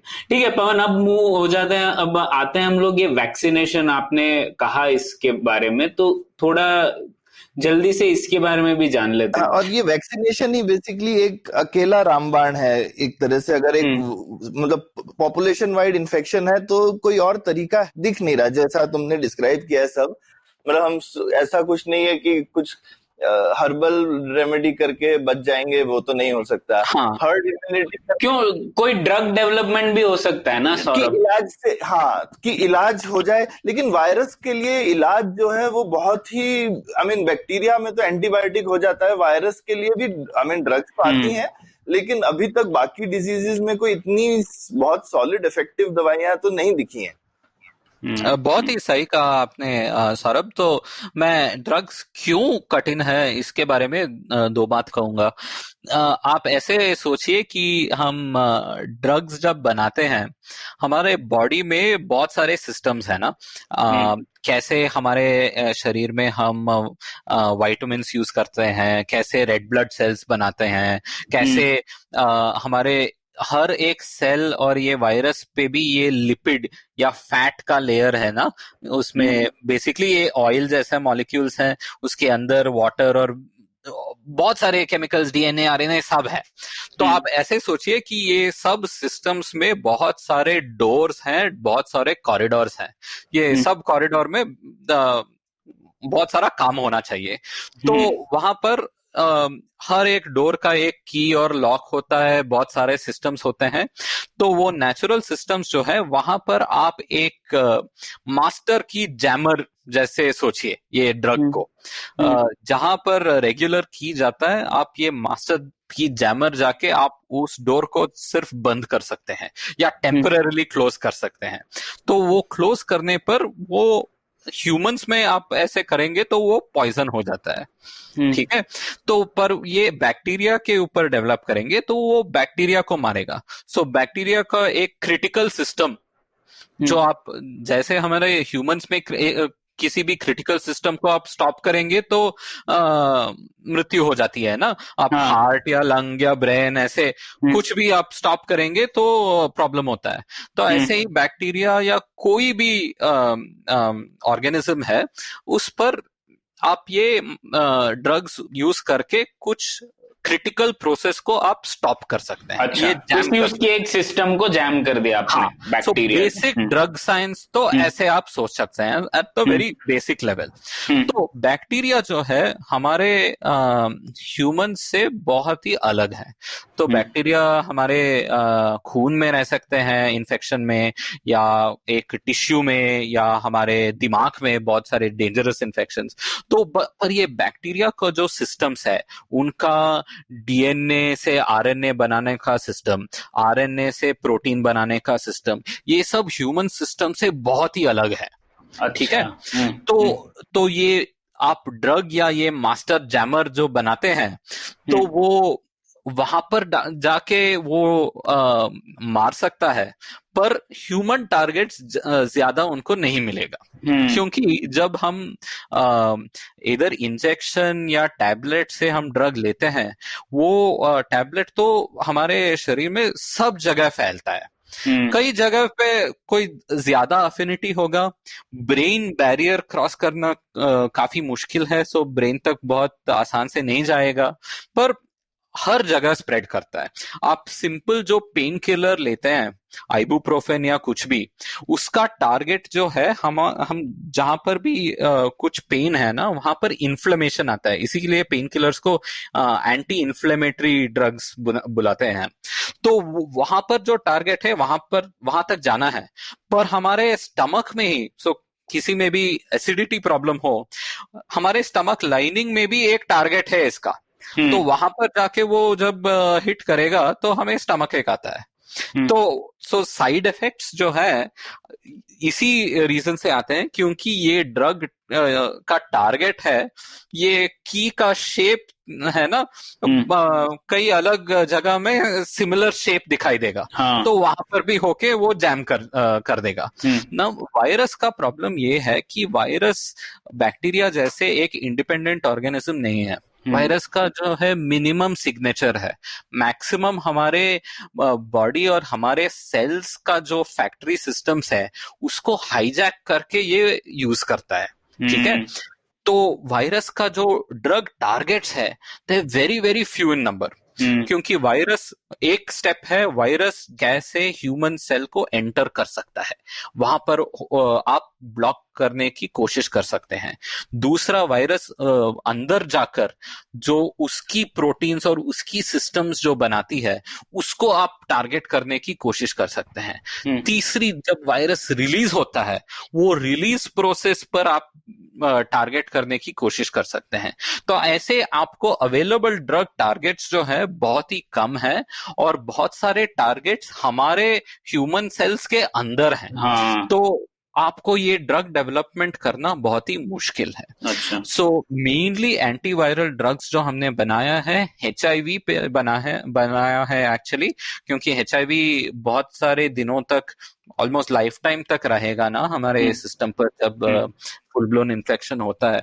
तो उस पे एक cocktail of drugs works. HIV पे हमने वैक्सीन तो अभी तक नहीं बनाया है। तो HIV के बजाय और एंटीवायरल्स आप 1 डजन या 2 डजन एंटीवायरल्स हैं बस। आपने ये H1N1 सीजन पे ये टैमी फ्लू ड्रग सुना होगा। ये टैमी फ्लू का अभी एफिकेसी तो बहुत ही क्वेश्चनेबल है आज भी, सिर्फ एक एक्सटेंट तक काम करता है। बेसिकली बोलते हैं कि 7 दिन की जगह शायद 5 दिन बुखार हो जाए, जो कि अच्छी बात है, पर फिर भी मतलब उससे ज्यादा नहीं होता है कुछ। हाँ, कॉमन कोल्ड में तो ऐसे ही हम बात करते हैं ना, वो तो हम एंटीबायोटिक लेकर ऐसे बात करते हैं। हम अजिथ्रोमाइसिन तो ट्रम्प इसके लिए भी रेकमेंड कर रहा है। पर सो ड्रग्स के लिए अभी 2 अप्रोच हैं। एक, एग्जिस्टिंग ड्रग्स जो अभी मार्केट में है, इस ड्रग्स में कोई ड्रग्स इस कोविड-19 पे हेल्प होगा कि नहीं, इसका रिसर्च करना बहुत ही इम्पोर्टेंट है। परंतु अभी क्या हो रहा है कि रिसर्च से पहले ही या वेरी बेसिक प्रिलिमिनरी स्टडी से ही लोग पॉलिसी बना रहे हैं। हम हाइड्रोक्सीक्लोरोक्विन वो मलेरिया और आर्थराइटिस पेशेंट्स के लिए बहुत ही इम्पोर्टेंट है, पर उसका इम्पोर्टेंट साइड इफेक्ट्स भी है।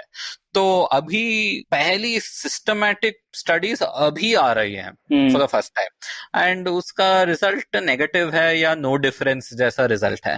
Early studies were observational studies, ऐसे पेशेंट्स को दे दो, फिर नोट करो कि क्या हो रहा है, कैसा रिएक्शन हो रहा है, कुछ कितने लोग सिम्टम्स रिड्यूस हो रहा है, वो साइंस में और मेडिसिन में वो तो स्टैंडर्ड बहुत कम है। हमें ये randomise double blind clinical trial करना चाहिए, क्योंकि बहुत लोग ऑटोमेटिकली रिकवर हो सकते हैं। तो एक्चुअल डिफरेंस क्या है बताना बहुत ही मुश्किल है। तो इसके लिए प्रॉपर स्क्रीनिंग और टेस्टिंग करना है, हमें प्रॉपर रिसर्च करना है, अभी तक नहीं हुआ है। दूसरा तो न्यू ड्रग डेवलपमेंट। सो यहाँ पर ये हाइड्रोक्सीक्लोरोक्विन, अजिथ्रोमाइसिन, इसमें तो बहुत ही वीक एविडेंस है सो फार। दूसरा जो है ये गिलियड फार्मास्यूटिकल कंपनी का एक रेमडेसिविर एक एंटीवायरल ड्रग है। इन्होंने पहले और कोई वायरस पे ये इन्होंने इन्वेंट किया था, उस पे सही से काम नहीं किया। इबोला पे ट्राई किया, वहां पर कुछ वर्कआउट नहीं हुआ। अभी ट्रायल्स हो रहा है कि ये मे बी इन्फ्लुएंजा या कोविड-19 पर काम करेगा कि नहीं। ठीक है, right. So okay, now vaccines पर न्यू ड्रग डेवलपमेंट तो हो रहा है। वैक्सीन्स और भी इंटरेस्टिंग है, सौरभ जैसे बता रहे थे कि क्योंकि वायरस के ऊपर vaccines we have a better shot. पर और अभी तो 100+ वैक्सीन कैंडिडेट्स लोग रिसर्च कर रहे हैं। तो इस 100+ कैंडिडेट्स में अभी मिनिमम 6 या 7 वैक्सीन कैंडिडेट्स अभी स्टेज 1 क्लिनिकल ट्रायल्स पर आ चुके हैं। तो वैक्सीन डेवलपमेंट बहुत ही प्रॉब्लमेटिक और बहुत ही डिफिकल्ट चीज है, आसान की नहीं। बहुत सारे टाइम हमें एक वैक्सीन डेवलपमेंट के लिए 10 साल 20 साल लगेंगे, पर हम जो देख रहे हैं अभी कोविड-19 रिस्पॉन्स पे, ये स्केल, ये स्पीड, ये साइज, ये मनी पर हमने कभी भी नहीं किया ऐसा वैक्सीन डेवलपमेंट। अच्छा। तो ये 100+ कैंडिडेट्स जो है कुछ 8 से 10 डिफरेंट टाइप्स में है। तो अभी 2020 का टेक्नोलॉजी लेकर हमारा ओल्ड टीका जो है ना, आप लुइस पैस्टर तक जाएंगे तो आप स्मॉल पॉक्स वैक्सीन के लिए ये काउपॉक्स इन्फेक्शन डाल दो, इससे हमारा एंटीबॉडी रेस्पॉन्स आएगा, कुछ फीवर होगा और फिर हम स्मॉल पॉक्स नहीं कैच करेंगे।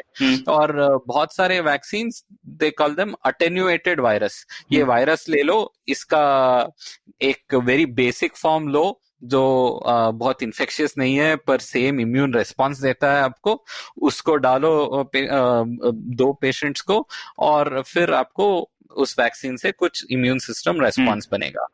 अभी क्या हो रहा है, नेक्स्ट जनरेशन आइडियाज भी ट्राई कर रहे हैं। ये वायरस डायरेक्शन, ये क्रिस्पर जैसे टेक्नोलॉजी यूज करके, क्रिस्पर में हम वायरल वेक्टर बुलाते हैं, ये वेक्टर रूट जैसे वैक्सीन्स भी हम कर रहे हैं। और अभी एक एग्जांपल देता हूं, मॉडर्ना एक यूएस कंपनी है, उनका एक वैक्सीन है, ये पहला mRNA वैक्सीन है। सो हमने कहा था ना कि ये वायरस जो है उसका आरएनए हमारे सेल के अंदर घुसकर हमारा सेल का फैक्ट्री और प्रोडक्शन सिस्टम है उसको हाईजैक करता है ना, इसी स्टाइल में ये एक mRNA वैक्सीन, वो एक mRNA as in messenger RNA, ये मैसेंजर आरएनए वैक्सीन काम करेगा तो वो भी हमारे सेल के अंदर घुसकर दूसरे कुछ सिस्टम सेटअप करेगा, दूसरा कुछ प्रोटीन सेटअप करेगा ये वायरस को न्यूट्रलाइज करने के लिए। तो ये एक्साइटिंग टाइम भी है क्योंकि ऐसे न्यू अप्रोचेस वैक्सीन डेवलपमेंट के लिए भी हम एक्सपेरिमेंट कर रहे हैं, ट्रायल्स कर रहे हैं। पर एंड बेस्ट केस सिनारियो इस 1.5 years में कुछ वैक्सीन आएगा, पर ये बेस्ट केस सिनारियो, ये there is still a chance that 2 साल में भी कुछ वैक्सीन नहीं होंगे। ये भी पॉसिबिलिटी है कि वैक्सीन आएगा तो भी हर 6 महीने या हर 1 साल बूस्टर चाहिए। ये भी पॉसिबिलिटी है कि वैक्सीन लेकर भी हम सिर्फ एक्सट्रीम सिम्टम्स को हम रिड्यूस कर सकते हैं पर इन्फेक्शन को हम नहीं रिड्यूस कर सकते। तो कोई भी पॉसिबिलिटी है। और वैक्सीन आने के बाद सारी पॉपुलेशन में रोल आउट करना भी एक बड़ा टास्क है। मतलब 100 करोड़ लोगों को, मतलब हम पल्स पोलियो में देख चुके हैं अभियान में, कोई इतना आसान काम नहीं है कि 100 करोड़ लोगों को एक वैक्सीन एडमिनिस्टर करना। वो प्रोसेस में ही 6 महीने से 1 साल लग सकता है। एब्सोल्युटली सौरभ, इसमें 2 चीज मैं हाईलाइट करना चाहता हूँ। एक है कि इस वैक्सीन में एक सॉवरेनिटी और नेशनलिटी का क्वेश्चन आ जाता है। से ये वैक्सीन चाइना या यूएस या साउथ अफ्रीका या इंडिया कहीं पर भी डेवलप हो, अब वो इंडिया पर कब आएगा, अलग देशों में कब आएगा, ये एक बहुत इंपॉर्टेंट क्वेश्चन है। बिल्कुल। अब जैसे हमने अगर हिंदुस्तान में बनाया तो पहले हम सब हिंदुस्तानियों को वो अप्लाई करेंगे, उसके बाद बाकी लोगों को देंगे कि ये तो हमारा एक नेशनल ड्यूटी भी है। और सिमिलरली यूएस वाले भी यही करेंगे, वो कहेंगे भाई पहले हम अपने 35 करोड़ लोगों को तो दे दें, फिर उसके बाद में आपका नंबर आएगा। हाँ, इसमें सिर्फ एक है कि कुछ एफर्ट्स ओपन सोर्स मोड में भी हो रहे हैं, फुल शेयरिंग हो रहा है। दूसरा क्वेश्चन ये है कि हमारे ग्लोबल इंस्टीट्यूशंस और सरकार इस वैक्सीन डेवलपमेंट को फंड कर सकती है, क्योंकि प्राइवेट फार्मा डेवलप करेगी को तो वो सब कॉस्ट उनको रिकवर करना ही पड़ेगा। बिल्कुल। तो वो एक क्वेश्चन है। और तीसरा क्वेश्चन ये है कि ये वैक्सीन, कौन सा वैक्सीन, मैंने कहा ना कुछ 8-10 अप्रोचेस हैं, सब वैक्सीन अप्रोचेस को स्केल अप और रोल आउट करने के लिए अलग अलग तरह से प्रोडक्शन फैसिलिटी चाहिए आपको। ये viral vaccine, vector vaccine, RNA vaccine, सब के लिए डिफरेंट इंडस्ट्री चाहिए आपको। तो गेट्स फाउंडेशन और अलग लोग अभी सोच रहे हैं कि ऐसा फैक्ट्री हमें सेटअप कर देना चाहिए। there's a good chance ये फैक्ट्री का काम कभी भी नहीं होगा क्योंकि वो वैक्सीन वर्क नहीं हो सकता है, पर अभी के लिए रिस्क कैपिटल को डिप्लॉय करना है क्योंकि वो factory should be set up and ready. जब वैक्सीन अप्रूवल आए तो फुल रैपिड रैंप अप होना चाहिए। तो इसमें इंडिया में ये है कि इंडिया में भी कुछ वैक्सीन कैंडिडेट्स डेवलपमेंट हो रहा है, पर इंडिया में बहुत सारे पब्लिक और प्राइवेट कंपनीज है जो अभी world over they supply billions of vaccine units.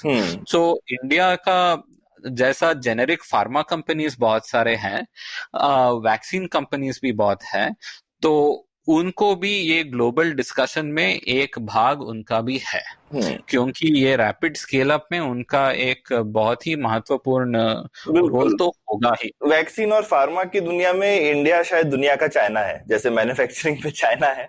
हाँ, हिंदुस्तान का वैसा रोल है और हमको वो रोल अच्छे से निभाना चाहिए कि सिर्फ हिंदुस्तान के लिए नहीं, हम पूरी दुनिया के लिए एक इम्पोर्टेंट रोल अदा कर सकते। बिल्कुल बिल्कुल। ठीक है प्रणय, ये बहुत मजा आया सुन के, टेस्टिंग और इम्यूनिटी और वैक्सीन और थोड़ा ये समझ में आया कि और कितनी तेजी से हमारी नॉलेज इस चीज में बदल रही है। हमने ही अपने पिछले पॉडकास्ट एपिसोड में, प्रणय याद है, हमने बोला था मास्क शायद इतने जरूरी नहीं है और अभी तो हम बिना मास्क के कहीं जाते नहीं है। मास्क एकदम एक इम्पोर्टेंट चीज हो गई है। तो वो भी एक बदल गया है हमारे सोचने का तरीका बहुत ही जल्दी, क्योंकि इतनी ज्यादा इंफॉर्मेशन इतनी तेजी से आ रही है। और जैसा हमने बोला, एक हम इम्परफेक्ट नॉलेज के साथ में कैसे आगे बढ़े, और हमको जैसे ही कुछ दिखता है कि हमने कुछ देखा है जो गलत है, हमको वो सही भी फटाफट करना है।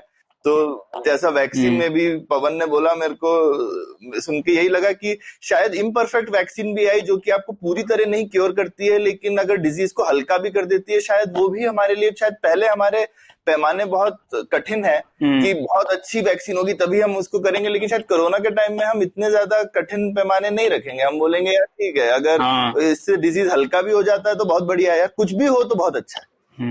हाँ, पर वो वैक्सीन तो ट्रायल सब पास करना है क्योंकि वो वैक्सीन से कुछ साइड इफेक्ट होके वो डिजीज से भी ज्यादा इफेक्ट हो जाए या फिर कुछ एक्सप्लोजन जैसा रिएक्शन हो जाए, तो वो तो बहुत ही प्रॉब्लमैटिक है। इस मास्क पर भी ना मैं एक बात कहना चाहता हूँ कि हमें अभी ये हैंड वॉशिंग का जो अभ्यास है हम अभी सीख रहे हैं, क्योंकि ये मास्क पहनने पर हम को हमारे फेस को टच नहीं करना है ना, क्योंकि फिर मास्क का पूरा फायदा चला जाएगा। और हम सिविलियंस तो ये सर्जिकल मास्क यूज करेंगे, तो ये surgical mask multi use mask नहीं है। बिल्कुल, उसको ठीक से डिस्पोज भी करना चाहिए।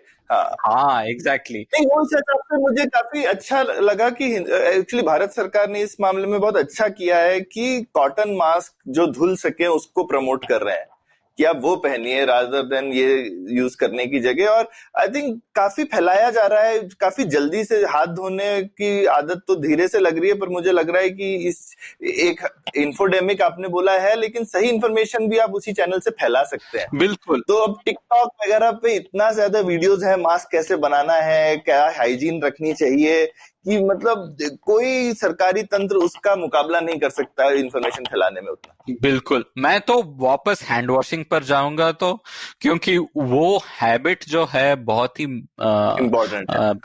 इम्पोर्टेंट है और बहुत ही डिफिकल्ट है।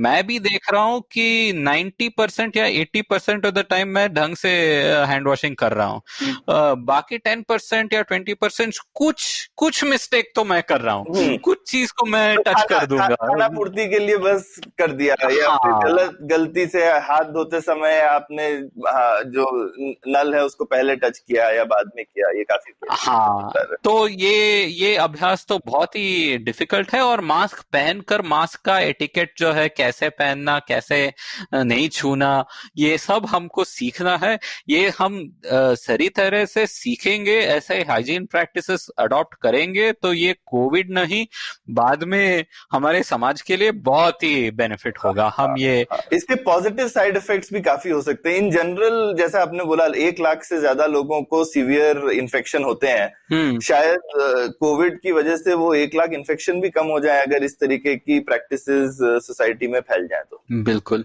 बहुत मजा आया पवन आज की डिस्कशन में। प्रणय, खत्म करते हैं यहाँ पे। हाँ बिल्कुल, थैंक्स पवन, हमको बहुत कुछ सीखने मिला और आशा है कि हमारे लिसनर्स को भी ये सीखेंगे और अपना नॉलेज अपडेट करेंगे इस बारे में। Thank you. बिल्कुल, थैंक यू प्रणय, धन्यवाद सौरभ। उम्मीद है आपको भी मजा आया। यह पॉडकास्ट संभव हो पाया है तक्षशिला इंस्टीट्यूशन के सपोर्ट के कारण। तक्षशिला पब्लिक पॉलिसी में शिक्षा और अनुसंधान के लिए स्थापित एक स्वतंत्र संस्था है। आप दुनिया के किसी भी कोने में हो, आपकी उम्र कुछ भी हो, अगर आप पब्लिक पॉलिसी, विदेश नीति या टेक्नोलॉजी गवर्नेंस में रुचि रखते हैं तो तक्षशिला की वेबसाइट takshashila.org.in पर उनके कोर्सेज को जरूर चेक कीजिए। और अगर आप पुलियाबाजी में शामिल होना चाहते हैं तो हमसे कनेक्ट कीजिए puliyabazi@gmail.com पर या फिर @puliyabazi ट्विटर पर। शुक्रिया। Entertainment is like food for the brain.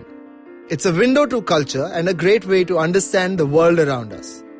The internet has changed what it means to be an entertainer, creating new storytellers with millions of fans. It has spawned a new breed, the storytellers, those behind the scenes creating the business for this ecosystem. They work with brands, platforms and channels who are keen to capitalize on an audience hungrier than ever for more stories. I'm Vineet Kanabar and I have a ringside view to how stories are told and sold. On my show, I bring you creators, artists, executives and marketers for a freewheeling conversation around the business of entertainment. Tune in to Storytellers and Storysellers for personal stories, analysis and criticism every Thursdays as I talk to the brightest minds telling or selling great stories today.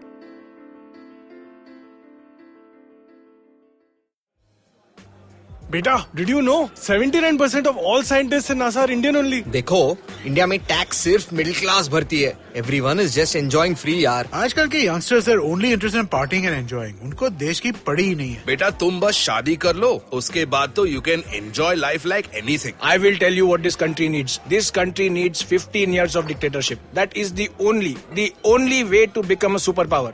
See the Chinese, how much they've progressed. सुनो, तुमने ये WhatsApp forward देखा? So what's common between all of these statements?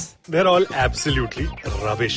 Fake WhatsApp forwards that spread like wildfire. And statements that defy any logic. We are here to debunk them all. Way of family WhatsApp groups, worst nightmare. Where what happens when you read a book.